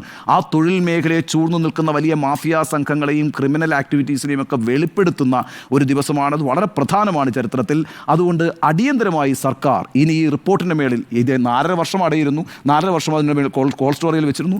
ഇനി വളരെ വ്യക്തതയോടുകൂടി ശക്തമായ ഇടപെടൽ നടത്തേണ്ടതാണ്. അതാണ് ചരിത്രപരമായി സർക്കാരിന് ഇക്കാര്യത്തിൽ നിർവഹിക്കാനുള്ള ധർമ്മം. അഴിഞ്ഞു വീണോ മുഖംമൂടികൾ എന്ന ചോദ്യത്തിന് അഴിഞ്ഞു വീണു എന്നുള്ളത് തന്നെയാണ് എൻ്റെ ഉത്തരം. രാജ്യത്തെ നിയമങ്ങൾ ഒന്നും ബാധകമാകാത്ത ഒരു തൊഴിൽ മേഖലയായി സിനിമാ മേഖല മാറുകയാണോ എന്ന ചോദ്യമാണ് പ്രധാനമായും ഉയരുന്നത്. സെക്ഷൽ ഹരാസ്മെൻറ്റിന് കൃത്യമായ നടപടികൾ, തൊഴിലിടങ്ങളിലെ ലൈംഗിക അതിക്രമത്തിൽ എങ്ങനെയാണ് നടപടികൾ എടുക്കേണ്ടത് എന്നുള്ള നിയമ സംവിധാനം നമ്മുടെ മുന്നിലുണ്ട്. അപ്പോൾ അതൊന്നും ബാധകമാകാതെ ഈ ലൈംഗിക അതിക്രമവുമായി ബന്ധപ്പെട്ട നിരവധി വിവരങ്ങൾ പുറത്തു വരുമ്പോൾ അതിന്മേൽ ചർച്ചയാണോ വേണ്ടത്, നടപടിയാണോ വേണ്ടത് എന്നതാണ് ഏറ്റവും പ്രധാനപ്പെട്ട ചോദ്യം. നമ്മൾ ഇന്നാണ് ഞെട്ടുന്നത്. ഹേമ കമ്മിറ്റി റിപ്പോർട്ട് പുറത്തു വരുമ്പോൾ നമ്മൾ ഇന്നാണ് ഞെട്ടുന്നത്. പക്ഷേ സർക്കാരിന് ഞെട്ടാൻ 4.5 വർഷം മുമ്പേ ആ റിപ്പോർട്ട് കയ്യിൽ കിട്ടിയിട്ടുണ്ട്. അപ്പോൾ അന്ന് ഈ വിവരങ്ങൾ മുഴുവൻ കയ്യിൽ കിട്ടിയിട്ട് നമ്മൾ പുറത്തേക്ക് കാണുന്ന 233 പേജുകൾക്കപ്പുറമുള്ള പേജുകൾ, പുറത്തേക്ക് വരാത്ത വ്യക്തിപരമായ വിവരങ്ങൾ അടങ്ങിയ ഏറ്റവും പ്രധാനപ്പെട്ട തെളിവുകൾ, ഡോക്യുമെൻ്ററി തെളിവുകളടക്കം സർക്കാരിൻ്റെ പക്കലുണ്ട്. അപ്പോൾ അത് കണ്ടിട്ടും അനങ്ങാതെ 4.5 വർഷം നിന്നു എന്നുള്ളത് വലിയ ഒരു ക്രിമിനൽ കുറ്റമാണ് എന്ന് തന്നെയാണ്. അതിൽ പ്രതിപക്ഷ നേതാവ് ഉപയോഗിച്ച വാക്ക് തന്നെയാണ് ഞാൻ ഉപയോഗിക്കുന്നത്. ഇന്നിപ്പോൾ സിനിമാ മേഖലയിലെ നിരവധി പേർ ഇതിൽ പ്രതികരിക്കുന്ന ഘട്ടത്തിൽ ആഷിഖ് അബു ഉപയോഗിച്ച വാക്കാണ് ഇതിൽ ഏറ്റവും ആപ്റ്റ് എന്ന് ഞാൻ കരുതുന്നു. മഞ്ഞളിപ്പാണ്. സിനിമാ മേഖലയിലെ താരങ്ങൾ എടുക്കുന്ന നിലപാട് അവർക്ക് വേദനിക്കുമോ എന്നുള്ളതിൽ സർക്കാരിനും ഒരു മഞ്ഞളിപ്പുണ്ടോ എന്ന സംശയമാണ് ഉയരുന്നത്. എല്ലാ സമയത്തും സർക്കാരിൻ്റെ പ്രവർത്തനങ്ങളെ ശ്ലാഘിക്കുകയും സർക്കാരിന് പിന്തുണ നൽകുകയും ചെയ്തിട്ടുള്ള ആഷിഖ് അബുവിനെ പോലുള്ള ഒരു സിനിമാ സംവിധായകൻ അത് പറയണമെങ്കിൽ എന്താണ് ഈ അവസ്ഥ എന്നുള്ളത് നമ്മുടെ മുന്നിലുണ്ട്. അപ്പോൾ തൊഴിൽ മേഖലയിലെ ലൈംഗിക ചൂഷണം തൊട്ട് മനുഷ്യാവകാശ ലംഘനങ്ങളടക്കം നിരവധി വിവരങ്ങളാണ് ഈ റിപ്പോർട്ടിലുള്ളത്. നമ്മളെയൊക്കെ ഞെട്ടിക്കുന്ന രീതിയിൽ ഹേമ കമ്മിറ്റി ഈ റിപ്പോർട്ടിൻ്റെ തുടക്കത്തിൽ തന്നെ ആമുഖമായി നല്ല മനോഹരമായ വാചകങ്ങൾ കൊടുത്തു. അതിനുശേഷം പറയുന്നത് എങ്ങനെ ഇവരെ വിശ്വാസത്തിലെടുത്ത് ഇവരെ കൊണ്ടൊന്ന് പറയിപ്പിക്കാൻ കഴിഞ്ഞു എന്നുള്ളത്. ആദ്യമൊക്കെ എന്താണ് ഇവർ മിണ്ടാത്തത് എന്നുള്ളത് അത്ഭുതം തോന്നിയിരുന്നു. പിന്നെയാണ് മനസ്സിലാക്കിയത് എത്രത്തോളം ഭയപ്പാടോടുകൂടിയാണ് മൊഴി നൽകാൻ എത്തുന്ന ഓരോരുത്തരും സംസാരിക്കുന്നത്. അങ്ങനെ ഭയപ്പാട് നിലപാട് മാറ്റി അവർക്ക് പറയാവുന്ന ഒരു സാഹചര്യം ഒരുക്കുമ്പോൾ ഓരോ വരിയിലും എത്ര ഇടത്താണ് ഈ റിപ്പോർട്ടിലുള്ളത് സ്വകാര്യത സൂക്ഷിക്കുമെന്നുള്ളത്. അപ്പോൾ ഈ രഞ്ജിനി എന്ന നടിയുടെ ആശങ്കയൊക്കെ അസ്ഥാനത്താണ്. രഞ്ജിനി മൊഴി നൽകുന്ന ഘട്ടത്തിൽ പോലും ആ ഉറപ്പ് നൽകിയിട്ടുണ്ടാവും എന്ന് തന്നെയാണ് ഞാൻ കരുതുന്നത്. നിങ്ങളുടെ സ്വകാര്യത സംരക്ഷിക്കപ്പെടും, നിങ്ങൾ ആർക്കെതിരെയാണോ പറയുന്നത് അവരുടെ പേര് വിവരങ്ങൾ പുറത്തു വരില്ല. ഇവർ ഡോക്യുമെന്ററി എവിഡൻസ് അടക്കം തെളിവുകൾ, ശബ്ദരേഖകൾ, വാട്സപ്പ് കോളുകൾ, ചിത്രങ്ങൾ അടക്കം കൊടുത്തിട്ടുണ്ട്. ഇതൊന്നും പുറത്തേക്ക് വരാൻ പോകുന്നില്ല. ഇതിന്മേലൊരു ഒരു ഒരു വൃത്തിയാക്കൽ നടപടികളിലേക്കാണ് നമ്മൾ പോകുന്നത് എന്ന ഉറപ്പ് നൽകിയിട്ടാണ് ഓരോരുത്തരിൽ നിന്ന് മൊഴിയെടുത്തത്. ചില മൊഴിയെടുക്കലൊക്കെ 10 മണിക്കൂർ വരെ നീണ്ടു എന്നാണ് ഹേമ കമ്മിറ്റി പറഞ്ഞിരിക്കുന്നത്. ഈ മാസത്തിൽ 3-4 ദിവസം മാത്രമേ ഇവർക്ക് സിറ്റിംഗ് നടത്താൻ 3 പേർക്കും ഇരിക്കാൻ പറ്റിയിട്ടുള്ളൂ. ആ ദിവസങ്ങളിൽ ചില ദിവസങ്ങളിൽ ആ മൊഴിയെടുപ്പ് നീണ്ടതിനെക്കുറിച്ച് കൂടി ഇതിലെ തുടക്കത്തിലെ പേജുകളിൽ ഹേമ കമ്മിറ്റി പറയുന്നുണ്ട്. അപ്പോൾ ഇതിൽ പറഞ്ഞിരിക്കുന്ന കാര്യങ്ങൾ നോക്കൂ. ഒരു സ്ത്രീകൾക്ക് സിനിമാ മേഖലയ്ക്ക് കടന്നു വന്നു കഴിഞ്ഞാൽ ആദ്യം തന്നെ ഈ അഡ്ജസ്റ്റ്മെൻറ്റും കോംപ്രമൈസും ചെയ്യേണ്ടതുണ്ട് എന്ന് പറയുകയാണ്. അങ്ങനെ അല്ലാത്തവർ വേണ്ട, അങ്ങനെ ചെയ്യുന്നവരുടെ ഒരു ലിസ്റ്റ് ഉണ്ടാക്കിയിരിക്കുന്നു. ആ പട്ടികയിലുള്ളവർക്ക് മാത്രം അവസരങ്ങൾ നൽകുന്നു. എതിർശബ്ദമുയർത്തുന്ന സ്ത്രീകളോട് മാത്രമല്ല പുരുഷന്മാരോടും വിഭജനമുണ്ട്. സിനിമാ മേഖലയിൽ നിന്നും അവർ അപ്രഖ്യാപിത വിലക്ക് നേരിടുന്നു. പിന്നീട് തിരിച്ചു വരണമെങ്കിൽ നിയമവിരുദ്ധമായ നടപടികൾ, ചട്ടവിരുദ്ധമായ വിലക്കുകൾ വരുന്നു. അതിനുശേഷം തിരിച്ചെത്തണമെങ്കിൽ 20 ലക്ഷം അവിടെ പിഴയടയ്ക്കണമെന്നുള്ള ആവശ്യമുയരുന്നു. ഇങ്ങനെയൊക്കെ ചില നടന്മാർ അവിടെ മൊഴി നൽകിയിട്ടുണ്ട്. പ്രധാനപ്പെട്ട നടന്മാർ തന്നെയാണ് അത് പറഞ്ഞിട്ടുള്ളത്. അപ്പോൾ ഇത് സ്ത്രീകളുടെ മാത്രം വിഷയമായിട്ട് കാണേണ്ടതില്ല. പക്ഷേ സ്ത്രീകൾ അനുഭവിക്കുന്ന വിഷയമെന്ന് പറയുന്നത് വസ്ത്രം മാറാൻ സ്ഥലമില്ല, വെള്ളം കുടിച്ചാൽ മൂത്രമൊഴിക്കാൻ സ്ഥലമില്ല, മൂത്രം പിടിച്ചു വെച്ച് മൂത്രാശയ രോഗങ്ങൾ വന്നവർ, ആർത്തവകാലത്ത് പാഡ് മാറ്റാൻ പോലും സാഹചര്യമില്ലാതെ മണിക്കൂറുകളോളം ഇരിക്കേണ്ടി വന്ന പലർക്കും അതുമൂലമുള്ള ആരോഗ്യ പ്രശ്നങ്ങൾ ഉണ്ടായിട്ടുണ്ട് എന്നടക്കമുള്ള വിവരങ്ങൾ പുറത്തു വരുമ്പോൾ നമ്മൾ ഈ സിനിമ കാണുമ്പോഴുള്ള അവസ്ഥയല്ല, സിനിമാ താരങ്ങളെ പുറമേ നിന്ന് കാണുന്ന അവസ്ഥയല്ല അവർ അനുഭവിക്കുന്നത് എന്നുള്ളതാണ്. ഇനി ICCകൾ രൂപീകരിക്കണമെന്നുള്ള ശക്തമായ ആവശ്യം വന്നതിന് ശേഷം അത് നടപ്പാകുന്നു. അതെങ്ങനെ നടപ്പാകുന്നു? ഇപ്പോൾ AMMA എന്ന് തന്നെ പറയണം. സിനിമാ മേഖലയിൽ താരങ്ങളുടെ സംഘടന, അമ്മയാണെങ്കിൽ ഇങ്ങനെയല്ല. AMMA എന്ന സംഘടന അവിടെ എങ്ങനെ പ്രവർത്തിക്കുന്നു? അവിടെയും നിർബന്ധിത സാഹചര്യത്തിൽ ICC രൂപീകരിക്കുന്നു. പക്ഷേ എങ്ങനെയാണ് ICCയിൽ ഒരു മൊഴി കൊടുത്താൽ ആ മൊഴി ഉടനെ വേട്ടക്കാർക്ക് ആ വിവരങ്ങൾ എത്തിക്കും. അതോടുകൂടി ആ പരാതി പറയുന്ന ആളുടെ സിനിമാ ജീവിതം അവിടെ അവസാനിക്കും. അതുകൊണ്ട് ICC പ്രായോഗികമല്ല എന്ന് രഞ്ജിനി എന്ന് പുറത്തു പറയുന്നുണ്ട്. ICC നടപ്പാക്കുകയില്ല ഇവിടെയെന്ന്. അത് അവരുടെ ഒരു അനുഭവത്തിൽ നിന്ന് പറയുന്നതായിരിക്കാം. അത് ഞാൻ യോജിക്കുന്നു രഞ്ജിനിയുടെ ആ നിലപാടിനോട്. പക്ഷേ WCC എടുത്തിരിക്കുന്ന നിലപാട്, WCC എടുത്ത വിപ്ലവകരമായ ഫംഗ്ഷൻ ചെയ്യുന്നില്ല എന്ന് റിപ്പോർട്ടും പറയുന്നുണ്ട്. അതെ. അപ്പോൾ WCC എന്ന സംഘടന ഇല്ലായിരുന്നെങ്കിൽ ഇങ്ങനെ ഒരു കമ്മിറ്റി ഉണ്ടാകുമായിരുന്നില്ല. ഈ കമ്മിറ്റിയിലേക്ക് ഇങ്ങനെ തുറന്നു പറയാനുള്ള സംവിധാനം ഉണ്ടായിരുന്നില്ല. WCC വന്നതോടുകൂടിയാണ് ഒരു വാട്സപ്പ് ഗ്രൂപ്പ് ഉണ്ടാകുകയും പ്രശ്നങ്ങൾ പറയാനുള്ള സംവിധാനം ഒരുക്കുകയും ചെയ്തെന്ന പല പേജുകളിലായിട്ട് WCCയുടെ പ്രവർത്തനത്തെ അഭിനന്ദിക്കുന്നുണ്ട് ഹേമ കമ്മിറ്റി. അതൊരു പ്രധാനപ്പെട്ട ഘടകം തന്നെയാണ്. അവരുടെ ഒരു പോരാട്ടം ഇതിൽ ഏറ്റവും പ്രധാനപ്പെട്ട പങ്കുവഹിച്ചു എന്നുള്ളതാണ്. നടി ആക്രമിക്കപ്പെട്ട സംഭവത്തിൽ അന്ന് 1ാം പിണറായി സർക്കാർ എടുത്ത നടപടികളെ ശ്ലാഘിക്കുന്നുണ്ട്. അതാരും ഇവിടെ മറന്നിട്ടില്ല. ഒരു പ്രമുഖ നടനെ അറസ്റ്റ് ചെയ്യുന്നതിലേക്ക് സമ്മർദ്ദങ്ങൾക്കൊടുവിൽ സർക്കാരിന് പോകാൻ കഴിഞ്ഞത് ആ സർക്കാരിൻ്റെ ആർജവം തന്നെയാണ് എന്നുള്ള കാര്യത്തിൽ ഒരു സംശയമില്ല. പക്ഷേ പിന്നീട് ആ ആർജവം നഷ്ടപ്പെടുന്നതും പിന്നീട് അതിൽ വെള്ളം ചേർക്കുന്നതുമായുള്ള ഒരുപാട് സംഭവങ്ങൾ ഉണ്ടായിട്ടുണ്ട് എന്നുള്ളതാണ് നമ്മുടെ മുന്നിലെ യാഥാർത്ഥ്യം. ഇനിയിപ്പോൾ മന്ത്രി എത്ര തവണ ഇതിന്മേൽ നിയമനിർമ്മാണം നടത്തുമെന്ന് ഉറപ്പ് നൽകി? 2022 KK രമ സഭയിൽ ഈ വിഷയം ഉന്നയിക്കുമ്പോൾ നിയമനിർമ്മാണത്തിലേക്ക് കടക്കും എന്ന് അന്ന് മന്ത്രി പറയുന്നുണ്ട് 2022. ഇപ്പോൾ 2024 ആയിരിക്കുന്നു. എന്ത് നടപടികളിലേക്ക് കടന്നു? ഒരു നടപടിയിലേക്കും കടന്നിട്ടില്ല. അവിടെയാണ് ഈ മഞ്ഞളിപ്പ്. പ്രധാനപ്പെട്ട താരങ്ങൾ ഈ പറയുന്ന പവർ ലോബി എന്ന ഒരു പ്രയോഗം ഉപയോഗിക്കുന്നുണ്ടല്ലോ ഹേമ കമ്മിറ്റി. ആ പവർ ലോബിയിൽ 15 പേരാണ്. ഈ 15 പേര് എന്ന് പറയുന്നതിൽ നിർമ്മാതാക്കളുണ്ട്, സംവിധായകരുണ്ട്, താരങ്ങളുണ്ട്. ഇവർ നിശ്ചയിക്കും ആര് വളരണം, ആര് തളരണം, ആര് പുറത്തു പോകണമെന്ന്. അതിന് പല പല കാരണങ്ങളുണ്ടാകാം. ഒരുപക്ഷെ അവർ നടന്നു വന്നപ്പോൾ ഒന്ന് കസേരയിൽ നിന്ന് എണിക്കാത്തതാകാം, ഒന്ന് ബഹുമാനത്തോടു കൂടി നോക്കാഞ്ഞതാവാം. അതോടുകൂടി ഇവൻ ഇവിടെ വേണ്ട എന്ന് തീരുമാനിക്കാൻ കഴിയുന്ന അത്ര ശക്തി ഈ സംവിധാനത്തുണ്ട്. ഈ പവർ ലോബിയാണ് ഇവിടെ പ്രവർത്തിക്കുന്നത്. അപ്പോൾ എന്താണ് ഈ കോൺക്ലേവ് കൊണ്ട് സർക്കാർ ഉദ്ദേശിക്കുന്നത്? ഈ കോൺക്ലേവിൽ ഈ പവർ ലോബിയെ മുൻവശത്തിരുത്തും. ഇന്ന് ദീദി ദാമോദരൻ ചർച്ചയിൽ പങ്കെടുത്തപ്പോൾ പറഞ്ഞ കാര്യമാണ്. ഈ കോൺക്ലേവിൻ്റെ കസേരകളുടെ ഇരിപ്പിടങ്ങളുടെ ചിത്രം എൻ്റെ മുന്നിലുണ്ട്. ആ ഇരിപ്പിടത്തിൽ ആദ്യ നിരയിലുണ്ടാവുക ഈ പീഡകരായിരിക്കും. ഈ പവർ ലോബിയായിരിക്കും ആദ്യ നിരയിലുണ്ടാവുക. ഇവർ നൽകുന്ന നിർദ്ദേശങ്ങളാണ് നടപ്പാക്കാൻ പോകുന്നത്. അപ്പോൾ ഇത് എന്ത് തരം സന്ദേശമാണ് നൽകുന്നതെന്നുള്ള പ്രധാനപ്പെട്ട വിഷയമാണ്. നിയമനിർമ്മാണത്തിലേക്ക് അതിവേഗം കടക്കുക എന്നുള്ളത് മാത്രമാണ് സർക്കാരിന് മുന്നിലെ പോംവഴി. അതോടൊപ്പം ഇപ്പോൾ ഈ സെക്ഷൽ ഹരാസ്മെൻറ്റുമായി ബന്ധപ്പെട്ട് ഡോക്യുമെൻ്ററി തെളിവുകൾ സർക്കാരിൻ്റെ മുന്നിൽ എത്തുമ്പോൾ ഇതിപ്പോൾ പുറത്തുവിടരുത് എന്നൊക്കെ ഹേമ കമ്മിറ്റി പറഞ്ഞു എന്നൊക്കെ അവിടെ ഉണ്ടാകുമ്പോഴും ആർക്കൊക്കെ എതിരെയാണ് തെളിവുകൾ എന്നുള്ള സർക്കാരിന് അറിയാമല്ലോ. അവരോട് കൃത്യമായ മുന്നറിയിപ്പ് നൽകാനുള്ള ഒരു രൂപത്തിലേക്ക് സർക്കാർ നീങ്ങുമോ? ഇനി ഇങ്ങനെ പ്രവർത്തിച്ചാൽ നിങ്ങളുണ്ടാകില്ല ഈ മേഖലയിൽ എന്ന് അവരോട് പറയാൻ സാധിക്കുമോ എന്നുള്ളതാണ് ഏറ്റവും പ്രധാനപ്പെട്ട ചോദ്യം.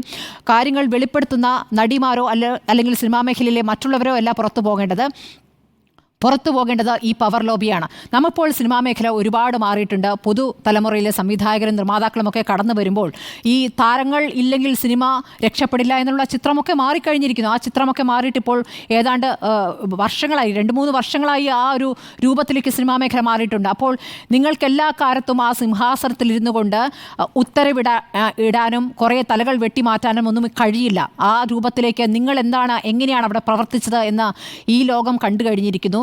മലയാള സിനിമയിൽ മാത്രമുള്ള പ്രവണതയായിട്ടൊന്നും ഞാനിതിനെ കാണുന്നില്ല. അറ്റ്ലീസ്റ്റ് ഇത്രയെങ്കിലും സംഭവിച്ചല്ലോ, ഇതാണ് ഇവിടെ നടക്കുന്നതെന്ന് പറയാൻ ഒരു സംവിധാനം ഒരുക്കി എന്നുള്ളിടത്ത് സർക്കാരിനെ അഭിനന്ദിക്കുന്നു. പക്ഷേ അതുപോരാ, ഇനി എന്ത് പ്രവർത്തിക്കുന്നു എന്നുള്ളതാണ് ഏറ്റവും പ്രധാനം. ആ പ്രവർത്തനം എന്നുള്ളത് ലൈംഗികാതിക്രമം നടത്തുന്നവരെ വിളിച്ചുള്ള ചർച്ചയായി മാറാതിരിക്കുക എന്നുള്ളതാണ് ഏറ്റവും പ്രധാനം. ഈ റിപ്പോർട്ട് പുറത്തു വരാതിരിക്കാൻ അവസാന നിമിഷവും സർക്കാർ കളിച്ച കളികൾ നമ്മുടെ മുന്നിലുണ്ട്. അത് ജനം കണ്ടിട്ടുള്ളതാണ്. ഇന്ന് ഹൈക്കോടതി സിംഗിൾ ബെഞ്ച് എടുത്ത ഏറ്റവും ആർജവമുള്ള തീരുമാനം, ഒരു ഹർജിയും എൻ്റെ മുന്നിലേക്ക് വന്നില്ല എന്ന ആ തീരുമാനം, അതിൻ്റെ അടിസ്ഥാനത്തിൽ റിപ്പോർട്ട് പുറത്തുവിടേണ്ട സാഹചര്യത്തിലേക്ക് സർക്കാർ വരികയായിരുന്നു എന്നുള്ളതൊക്കെ കേരളം കണ്ടതാണ്. ഇനി എന്താണ് നടപടിയെടുക്കുക എന്നുള്ളതാണ് ഏറ്റവും പ്രധാനമായ ചോദ്യമായി ഉയരുന്നത്. അഴിഞ്ഞു വീണിരിക്കുന്നു മുഖംമൂടികൾ എന്നുള്ളത് തന്നെയാണ് എൻ്റെ അഭിപ്രായം. സുജിയ. മുഖംമൂടികൾ അഴിഞ്ഞു വീണിട്ടുണ്ട്. മുഖമില്ലാത്ത മനുഷ്യരൊന്നുമല്ല. നമ്മളൊക്കെ ആരാധിക്കുന്ന പല മുഖങ്ങളും അതിൽ ഉണ്ടാകാനുള്ള സാധ്യതയും വളരെ കൂടുതലാണ്. അതുകൊണ്ട് തന്നെ ആ മുഖംമൂടികളിലേക്ക് അന്വേഷണം നീളുകയോ അല്ലെങ്കിൽ ഏതെങ്കിലും ഒരു താരം പോയി പരാതിപ്പെടുകയോ അവരെയൊക്കെ ചോദ്യം ചെയ്യുകയോ അല്ലെങ്കിൽ അവരിപ്പോൾ ചെയ്തുകൊണ്ടിരിക്കുന്ന കാര്യങ്ങളൊക്കെ പൂർണ്ണമായും അങ്ങ് ഈ ഒരു റിപ്പോർട്ട് വന്നതുകൊണ്ട് ഇല്ലാതാകുകയോ ചെയ്യുമെന്നൊന്നും കരുതാൻ കഴിയുന്ന സാഹചര്യമല്ല. ഇവിടെ ഈ കമ്മിറ്റി രൂപീകരിച്ചതിനെ കുറിച്ച് കൂടി നമ്മൾ പറയേണ്ടതുണ്ട്. WCCയിൽ നിന്ന് വരുന്ന ആ ഒരു റിക്വസ്റ്റിന്മേൽ സർക്കാർ ഇങ്ങനെ ഒരു തീരുമാനമെടുക്കുമ്പോൾ അതിൽ സിനിമാ മേഖലയിലെ സ്ത്രീകൾ നേരിടുന്ന പ്രശ്നങ്ങൾ പഠിക്കാനാണ് ഈ കമ്മിറ്റിയെ നിയോഗിച്ചത്. പ്രശ്നങ്ങൾ പഠിക്കുന്നത് എന്തിനാണ്? പ്രശ്നം പരിഹരിക്കുന്നതിനാണ്. അതുകൊണ്ട് തന്നെ സ്വാഭാവികമായും സർക്കാർ അടുത്തതായി ചെയ്യേണ്ട സ്റ്റെപ്പ് എന്ന് പറയുന്നത് പ്രശ്നപരിഹാരമാണ്. പ്രശ്നപരിഹാരത്തിന് കൂടുതൽ സമയമെടുക്കാതെ തന്നെ അതിലേക്ക് കടക്കാൻ കഴിയുന്ന രീതിയിൽ ഓരോരുത്തരും 3 കമ്മിറ്റി അംഗങ്ങളും അക്കം പറഞ്ഞു തന്നെ ഓരോ പാരഗ്രാഫുകളായി ഈ പ്രശ്നങ്ങളെല്ലാം ഓരോന്നോരോന്നായി എടുത്തു പറയുന്നുണ്ട്. അപ്പോൾ ഈ രീതിയിൽ ഈ പഠനം നടത്തുന്ന വേളയിൽ ഇതിൽ പേരുകൾ ഒഴിവാക്കുന്നതിനെ കുറിച്ചാണല്ലോ നമ്മൾ സംസാരിച്ചത്. പേരുകൾ ഒഴിവാക്കിയ ഭാഗം, അതായത് പേരുകൾ ഒഴിവാക്കിയ ഒരു ഭാഗത്ത് അതിന് പകരമായി അവരൊരു വരി എഴുതി ചേർത്തിട്ടുണ്ട്. We are satisfied that women face sexual harassment even from very well known people in film industry. Very well known people എന്ന് കൃത്യമായി പറഞ്ഞിട്ടുണ്ട്. പേരൊഴിവാക്കിയ ഭാഗം എന്ന് പറയുന്നത് 96ാമത്തെ പാരഗ്രാഫാണ്. അത് കമ്മീഷൻ തന്നെ വ്യക്തമാക്കിയിട്ടുള്ളതുമാണ്. അപ്പോൾ വെൽ നോൺ എന്ന് പറയുന്നതിൻ്റെ അർത്ഥം പ്രമുഖൻ എന്ന് തന്നെയാണ്. അപ്പോൾ പ്രമുഖർ ഉൾപ്പെട്ടിട്ടുണ്ട് എന്നത് വ്യക്തമാണ്. പ്രമുഖർ ഈ നടപടികളിൽ നിന്ന് പിന്മാറാൻ തയ്യാറായില്ലെങ്കിൽ പുതിയ കാലത്തെ പെൺകുട്ടികൾ അവർ പരാതിപ്പെടാനൊന്നും മടിക്കാത്തവരാണ്. അതുകൊണ്ട് പ്രമുഖരുടെ യഥാർത്ഥ ചിത്രം പുറത്തേക്ക് വരുന്നതിന് അധികം കാലതാമസം ഉണ്ടാകില്ല. നിയമനിർമ്മാണത്തിലേക്ക്, ട്രൈബ്യൂണലിലേക്ക് ഒക്കെ പോകണം എന്നാണ് റെക്കമെൻഡേഷനായി മുന്നോട്ട് വന്നിട്ടുള്ളത്. അപ്പോൾ ഈ ഹേമ കമ്മിറ്റി റിപ്പോർട്ടിനെ കുറിച്ച് അത് വരുന്നതിന് മുൻപുള്ള ചർച്ചയിലും ഞാൻ പറഞ്ഞ ഒരു കാര്യം എന്ന് വെച്ചാൽ ഈ 3 പേരും, ഈ കമ്മിറ്റിയിലെ അംഗങ്ങളായ 3 പേരും നടത്തുന്ന റെക്കമെൻഡേഷൻസ്, 3 പേരും സമാനമായ റെക്കമെൻഡേഷൻസ് നടത്തിയിട്ടുണ്ട്. അതാണ് നമ്മൾ ഈ റിപ്പോർട്ടിൽ എടുത്തു കാണേണ്ടത്. ആരും ഭിന്നിച്ച് നിൽക്കുന്നില്ല. നമ്മൾ സാധാരണ ചില ജഡ്ജ്മെൻറ്റ്സിലൊക്കെ ഭിന്ന വിധികൾ കാണാറുണ്ട്. പക്ഷേ ഇതിൽ ഏകാഭിപ്രായത്തിലേക്ക് അവരെത്തിയിരിക്കുന്ന അല്ലെങ്കിൽ അവരുടെ എല്ലാം ഫൈൻഡിങ്സ്, ഈ ആളുകളെ കേട്ടതിന് ശേഷമുള്ള ഫൈൻഡിങ്സ് നമ്മൾ പരിശോധിക്കുമ്പോൾ ഈ പുറത്ത് വന്നിരിക്കുന്നതിനെയെല്ലാം ഒറ്റ വാക്കിൽ നമുക്ക് ക്രോഡീകരിക്കാൻ കഴിയും. ലൈംഗിക ചൂഷണം അതുണ്ട് എന്ന് 3 പേർക്കും ബോധ്യപ്പെട്ടിട്ടുണ്ട്. അത് ഈ റിപ്പോർട്ടിൻ്റെ ഭാഗമാണ്. അതിന് ആസ്പദമായ മൊഴികൾ അത് ഇൻ ക്യാമറ റെക്കോർഡിംഗ് ആയി ഉണ്ട്. മാത്രമല്ല എക്സിബിറ്റ്സ് ഉണ്ട്. C1 to C24 എന്ന് പറയുന്നത് അനക്ഷറായി ചേർത്തിരിക്കുന്നത് അത് ഈ എക്സിബിറ്റ്സ് ആണ്. അത് ക്യാമറ തെളിവുകളുണ്ട്, അതോടൊപ്പം തന്നെ ഓഡിയോ ക്ലിപ്പുകളുണ്ട്, ചിത്രങ്ങളുണ്ട്, പിന്നെ എങ്ങനെയുള്ള ഡിമാൻഡ്സ് ആണ്, അതായത് സെക്ഷൽ ഫേവറിന് വേണ്ടിയുള്ള ഡിമാൻഡ്സ് ഏത് രീതിയിലാണ് പുട്ടപ്പ് ചെയ്തിരിക്കുന്നത്, വ്യക്തികളുടെ പേരടക്കം ആ ചാറ്റുകളുടെ സ്ക്രീൻഷോട്ടുകൾ അടക്കമുണ്ട്. അതെല്ലാം എക്സിബിറ്റ് C1 to C24 ആയി മുന്നിലുണ്ട്. ഇനിയിപ്പോൾ ഇങ്ങനെയുള്ള വിഷയങ്ങളിൽ പരാതി നൽകേണ്ടതുണ്ടോ, അല്ലെങ്കിൽ സർക്കാരിന് എന്ത് ചെയ്യാൻ കഴിയും, അങ്ങനെ ഒരു കാര്യമായിരിക്കുമല്ലോ സ്വാഭാവികമായും സർക്കാർ ഇനി ചർച്ച ചെയ്യാൻ പോകുന്നത്. ഇതിൽ സ്ത്രീ വിരുദ്ധതയോട് സർക്കാരിൻ്റെ സമീപനം ഇനി എന്താണ് എന്നറിയാനാണ് നമ്മൾ കാത്തിരിക്കുന്നത്. കാരണം ഇവിടെ നടന്നിരിക്കുന്നത് ചൂഷണം എന്ന് പറയുമ്പോൾ അതിൽ സ്ത്രീ വിരുദ്ധത ഉണ്ടായിട്ടുണ്ട്. ഒരേ തൊഴിൽ ചെയ്യുന്ന തൊഴിലിടത്തിൽ ഒരേ രീതിയിലുള്ള എല്ലാ കാര്യങ്ങളും കിട്ടേണ്ട. നേരത്തെ ഉണ്ണി സാർ ഭക്ഷണത്തിൻ്റെ കാര്യം പറഞ്ഞല്ലോ, അതുപോലെ തന്നെയാണ് നമ്മൾ ഒരു തൊഴിൽ ചെയ്യാൻ വരുമ്പോൾ അതിൽ 2 തട്ടിൽ അല്ലെങ്കിൽ 2 പന്തിയിലാക്കി നിർത്തേണ്ട സാഹചര്യം എന്താണുള്ളത്? ഒരേ രീതിയിലുള്ള തൊഴിൽ തന്നെയാണ് ചെയ്യാൻ വരുന്നത്. ഒരു സീനിൽ അഭിനയിക്കാൻ വരുമ്പോൾ നായികയ്ക്ക് മാത്രം തലേ ദിവസം പോയി കിടന്നിട്ട് വരണമെന്ന് പറയുന്നതിൽ എന്താണ് അതിൽ യുക്തിയുള്ളത്? അങ്ങനെയാണെങ്കിൽ നായകനെയും അതിന് വിധേയനാക്കണം. ആ രീതിയിൽ നായകനോട് അങ്ങോട്ട് പോയി പറയുമോ? ഇല്ലല്ലോ. നായികയോട് മാത്രം പറയുന്നത് എന്തുകൊണ്ടാണ്? ഒരു നായിക നടിയുടെ എക്സ്പീരിയൻസ്, അവർക്ക് ഏത് രീതിയിലുള്ള സീനുകളാണ് അഭിനയിക്കേണ്ടതെന്ന് പോലും പറയാതെ, അത് ഈ റിപ്പോർട്ടിന്റെ ഭാഗമാണ്, നമ്മൾ വാർത്തയിൽ നമ്മൾ കൃത്യമായി പറഞ്ഞതുമാണ്. മെയിൽ ഡോമിനേറ്റഡ് ഇൻഡസ്ട്രി തന്നെയാണ് അതിനകത്ത് പറയുന്നത്. അതെ, അത് സംഭവിക്കുന്നത് ഈ രീതിയിലാണ്. അതായത് അവർക്ക് പിറ്റേ ദിവസം അഭിനയിക്കണം എന്നുണ്ടെങ്കിൽ തലേ രാത്രിയിൽ ഇന്ന കാര്യങ്ങൾക്ക് അവർ നിന്ന് കൊടുത്തേ പറ്റൂ. അത് അവർക്ക് അങ്ങനെ വിധേയമായില്ല എങ്കിൽ പിറ്റേ ദിവസത്തെ സീനിൽ അവരുണ്ടാകില്ല എന്ന ഒരു സാധ്യത, അല്ലെങ്കിൽ അങ്ങനെയുള്ള ഒരു അവസരം അവിടെ ഉണ്ട് എന്ന് മനസ്സിലാക്കി കഴിഞ്ഞാൽ അതിൽ ആക്ട് ചെയ്യേണ്ടതാണ്. അതിൽ ഇമ്മീഡിയറ്റ് ആക്ഷനാണ് വേണ്ടത്. വീണ്ടും അത് വെച്ച് പഴുപ്പിച്ച് ഇനി എന്ത് പഴുക്കാനാണ്? ഇത് ഇപ്പോൾ തന്നെ പഴുത്തിരിക്കുകയാണ്. ചീഞ്ഞളിയുന്നതിന് മുൻപ് തന്നെ ആ പഴക്കുല എടുത്ത് പുറത്തു വെക്കണം. അതാണ് സർക്കാർ ചെയ്യേണ്ടത്. ഇപ്പോൾ ഇത്രയും കാലം അവിടെ പത്തായത്തിൽ വെച്ചിരിക്കുകയായിരുന്നല്ലോ, ഇപ്പോൾ പുറത്തേക്ക് എടുത്തു. ഇനിയിപ്പോൾ അത് പരിഹാരമുണ്ടാക്കുക എന്നതാണ്. സ്റ്റഡി, അതിനാണല്ലോ ഈ കമ്മിറ്റിയെ നിയോഗിച്ചത്. കൃത്യമായി പറയുന്നുണ്ട്, their working atmosphere and also to suggest solutions to their problems. It is for the first time that a government in the country ventured upon this type of an initiative. ഈ സർക്കാർ എടുത്ത ഇനിഷ്യേറ്റീവിനെ നമ്മൾ അഭിനന്ദിച്ചുകൊണ്ട് തന്നെയാണ് സർക്കാരിനോട് ഇത് ആവശ്യപ്പെടുന്നത്.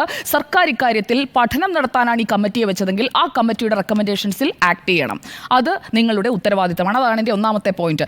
ഈ മൊഴി നൽകിയവർക്ക് ഇപ്പോൾ നല്ല ഭയമാണ്. കാരണം ആരെക്കുറിച്ചൊക്കെയാണ് വെളിപ്പെടുത്തിയത്? ഈ എക്സിബിറ്റ്സ് ആയിട്ട് ഈ സാധനം അവിടെ ഇരിപ്പുണ്ട്, സർക്കാരിൻ്റെ മുന്നിലുണ്ട്, നമ്മുടെ പുറത്തേക്ക് വന്നിട്ടില്ല എന്നേ ഉള്ളൂ. ഈ എക്സിബിറ്റ്സ് അവിടെ ഇരിക്കുകയാണ്. അപ്പോൾ ഈ ചാറ്റ് ചെയ്തവർ, ഈ ഓഡിയോ സംസാരിച്ച ആളുകൾ, വോയിസ് റെക്കോർഡ് അയച്ചവർ, അങ്ങനെ ഒരുപാട് പേർക്ക് ഇപ്പോൾ നല്ല പേടിയുണ്ട്. നല്ല ടെൻഷനായിട്ട് ഒരുപാട് പേര് ഇരിപ്പുണ്ടാകും ഈ റിപ്പോർട്ട് പുറത്തേക്ക് വരുമ്പോൾ. ഇനിയിപ്പോൾ ആരെങ്കിലും ഇത് ആക്സസ് ചെയ്യുമോ? കാരണം ഡിജിറ്റൽ കാലഘട്ടമാണ്.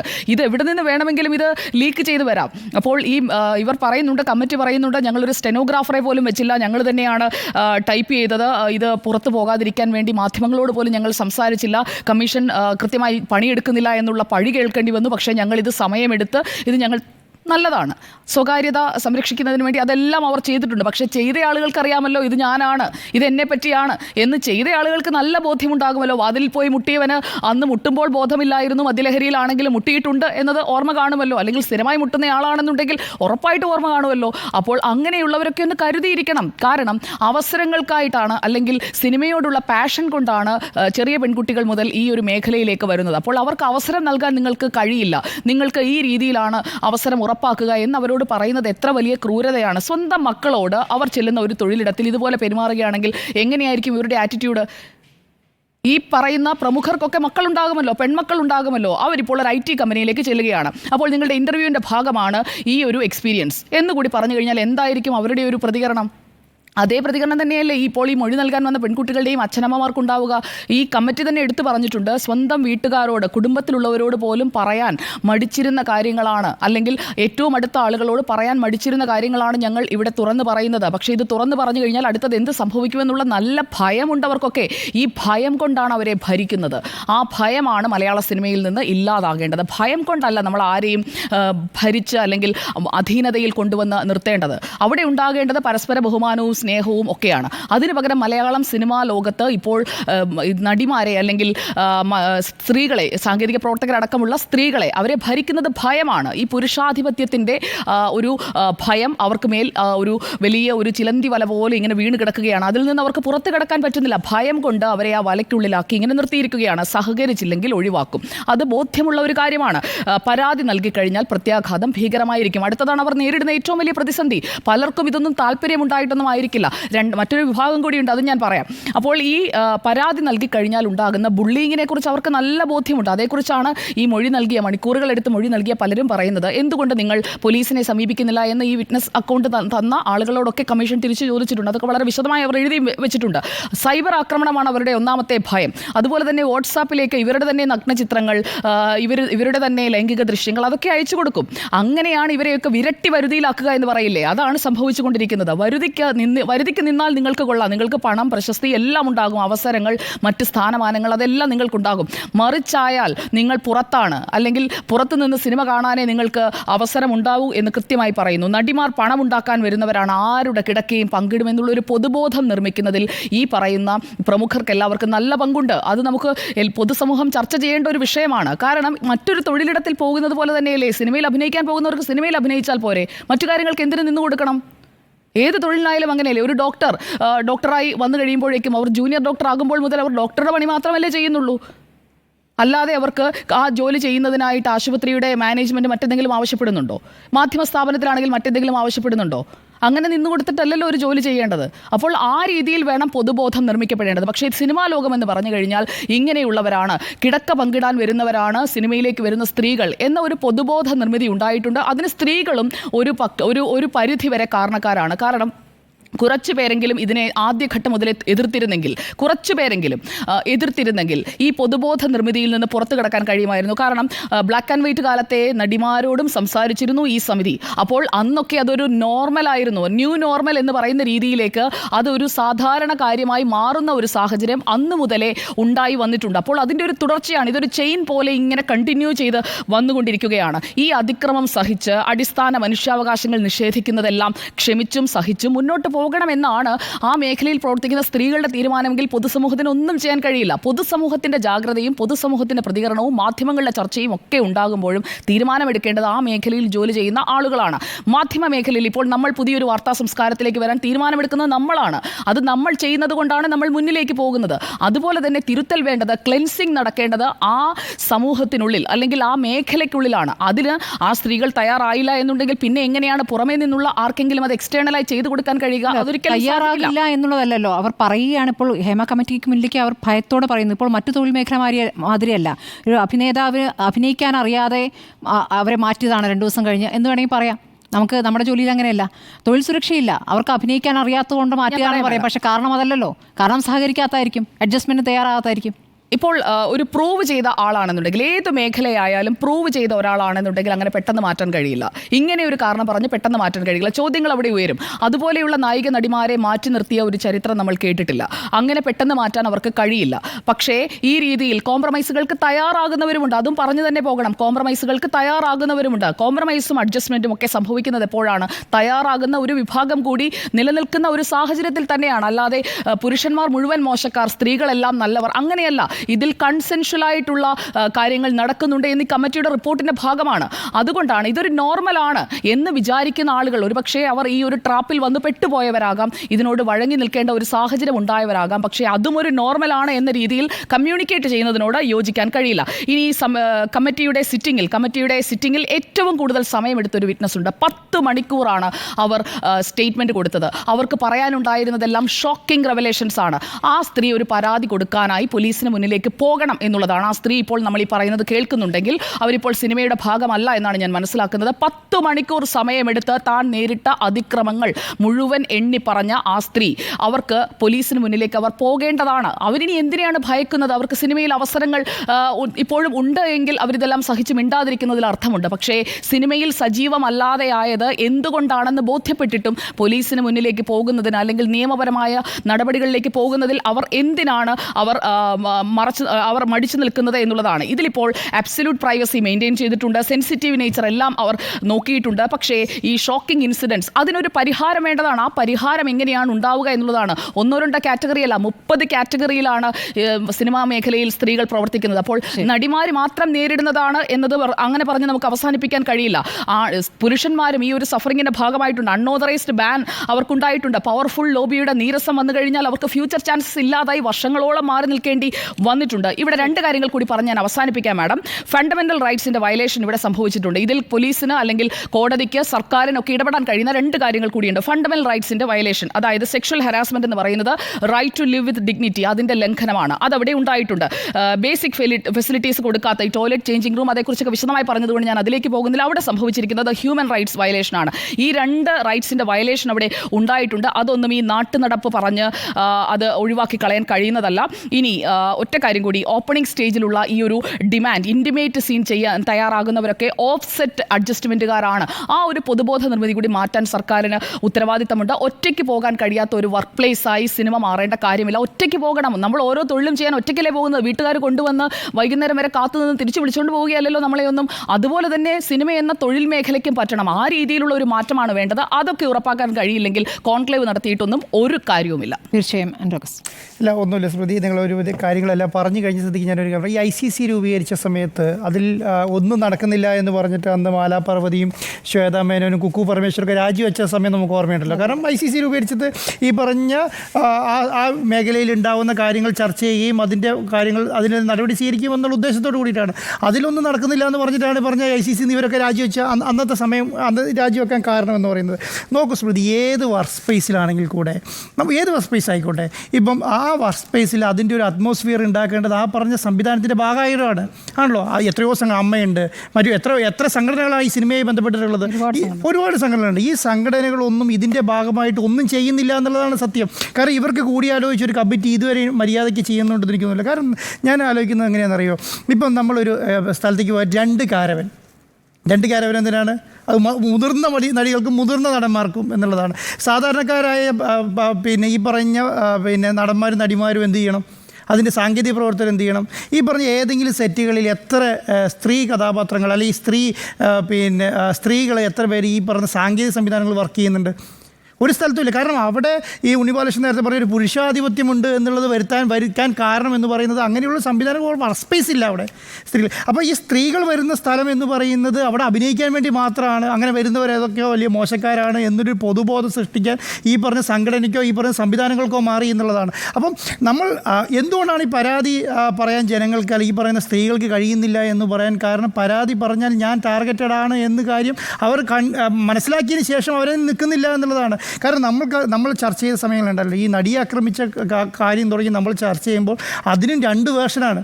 അതിനൊരു ആക്രമിക്കപ്പെട്ട നടി ഒരു സ്ഥലത്ത് നിൽക്കുമ്പോൾ അതിനും രണ്ട് വേർഷൻ പറയുന്ന സംവിധാനമുള്ള നാട്ടിലാണ് നമ്മൾ ജീവിക്കുന്നതെന്ന് ഓർക്കണം. അപ്പോൾ ആർക്കാണ് ഇതിൻ്റെ അപ്പോൾ ഇപ്പം നിങ്ങൾ പറഞ്ഞതുപോലെ ഈ ഹേമ കമ്മിറ്റിയുടെ മുൻപിൽ വന്നിട്ട് ഇത്രയും വലിയ 10 മണിക്കൂർ വരെ അവരെ മൊഴി പറയാൻ തയ്യാറായ ഒരു സ്ത്രീ ജനത ഉണ്ടല്ലോ, ആ ജനങ്ങൾ മുന്നോട്ട് വരിക എന്നുള്ളതാണ്. കാരണം നിങ്ങൾ ചെയ്യുന്നത് ഇനി വരാൻ പോകുന്ന ഒരു വലിയ തലമുറയ്ക്ക് കൊടുക്കുന്ന മാതൃകയാണ്. ആ മാതൃക ഇവർ ചെയ്തില്ലെങ്കിൽ പിന്നെ ആരാ ചെയ്യാൻ പറ്റുക? ഇപ്പോൾ പുറത്ത് നിന്ന് ഈ മാധ്യമങ്ങൾക്കോ മറ്റുള്ളവർക്കോ പറയുന്നൊരു പരിധിയുണ്ട്. ഇങ്ങനെ സംഭവിച്ചു, ഇങ്ങനെ സംഭവിക്കാൻ പോകുന്നത് എന്നൊക്കെ നമുക്ക് പറഞ്ഞുകൊണ്ടിരിക്കാം. പക്ഷേ ഇത് അനുഭവിച്ച ഒരാൾ വന്ന് പറഞ്ഞാലേ നമുക്ക് ഇപ്പം ഇനി പറഞ്ഞ നടിയെ ആക്രമിച്ച കേസ് കൊണ്ടാണ് ഇത്രയെങ്കിലും നടന്നത്. കാരണം റിപ്പോർട്ട് പുറത്തു വരികയും ആ പറയുന്ന സംവിധാനങ്ങൾ പുറത്തു വരികയും അതിനനുസരിച്ച് അറസ്റ്റ് ഉണ്ടാകുകയും അതുമായിട്ട് ബന്ധപ്പെട്ട നിരവധി കാര്യങ്ങൾ നടന്നുകൊണ്ടല്ലേ. അല്ലെങ്കിൽ പറഞ്ഞ ഈ സംവിധാനത്തിൽ എന്താണ് ചർച്ച? അത് മാത്രമല്ല, WCCയിൽ വന്നിട്ടുള്ള അംഗങ്ങളെ നോക്കിക്കേ, അവരെല്ലാം പുതുതലമുറയിൽപ്പെട്ട ആളുകളാണ്. അവരുടെ കരിയർ തുടങ്ങുന്ന സമയത്താണ് അവരങ്ങനെ ഒരു പ്രതിഷേധമായിട്ട് വന്നത്. അവരുടെ കരിയർ ഇല്ലാതായി കേട്ടോ. എന്നിട്ട്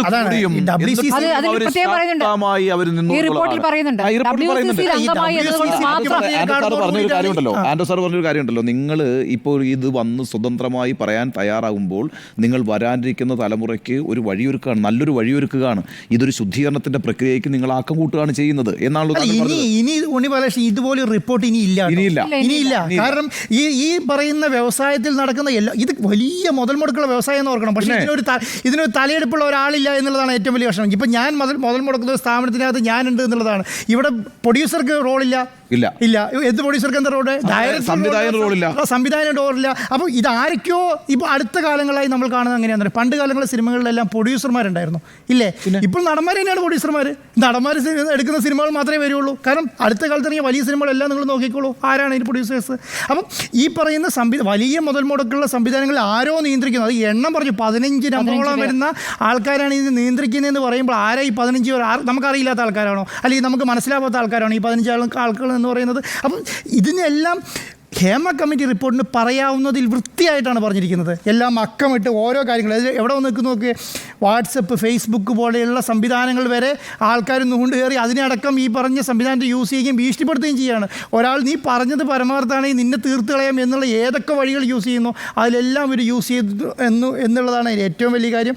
ഇനിയെങ്കിലും ഈ പറഞ്ഞ പരാതിയില്ല എന്ന് പറഞ്ഞിട്ട് ഈ പറയുന്ന സംവിധാനത്തെ മാറ്റി നിർത്തരുത്. പരാതിയുടെ ഭാഗമായി മാറ്റി നിർത്തിക്കഴിഞ്ഞാൽ, പരാതി കിട്ടിയില്ല എന്ന് മാറ്റി നിർത്തിയാൽ ഒരിക്കലും പരാതി വരാൻ പോകുന്നില്ല, ഇതൊരു റിപ്പോർട്ടായി അവിടെ ഒതുങ്ങിപ്പോവും. പക്ഷേ ഇതിന് മേലെ നടപടി സ്വീകരിക്കേണ്ട ഗവൺമെൻറ്റാണ്. എത്രയും വേഗം നടപടി സ്വീകരിക്കുക എന്നുള്ളതാണ് ഇനി ഗവൺമെൻറ്. അവിടെയാണ് ജനങ്ങളുടെ സമ്മർദ്ദം. തീർച്ചയായിട്ടും ഒരു അതോറിറ്റി വേണം ടു റിഡ്രസ് ദ ഗ്രീവൻസ്. ആ ഒരു അതോറിറ്റി എന്ന് പറയുന്നത് ഒരു ട്രിബ്യൂണലാണ്.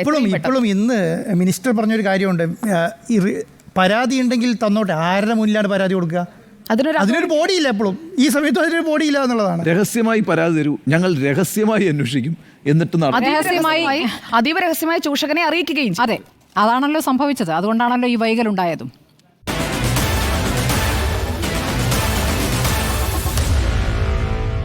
Meet the editors.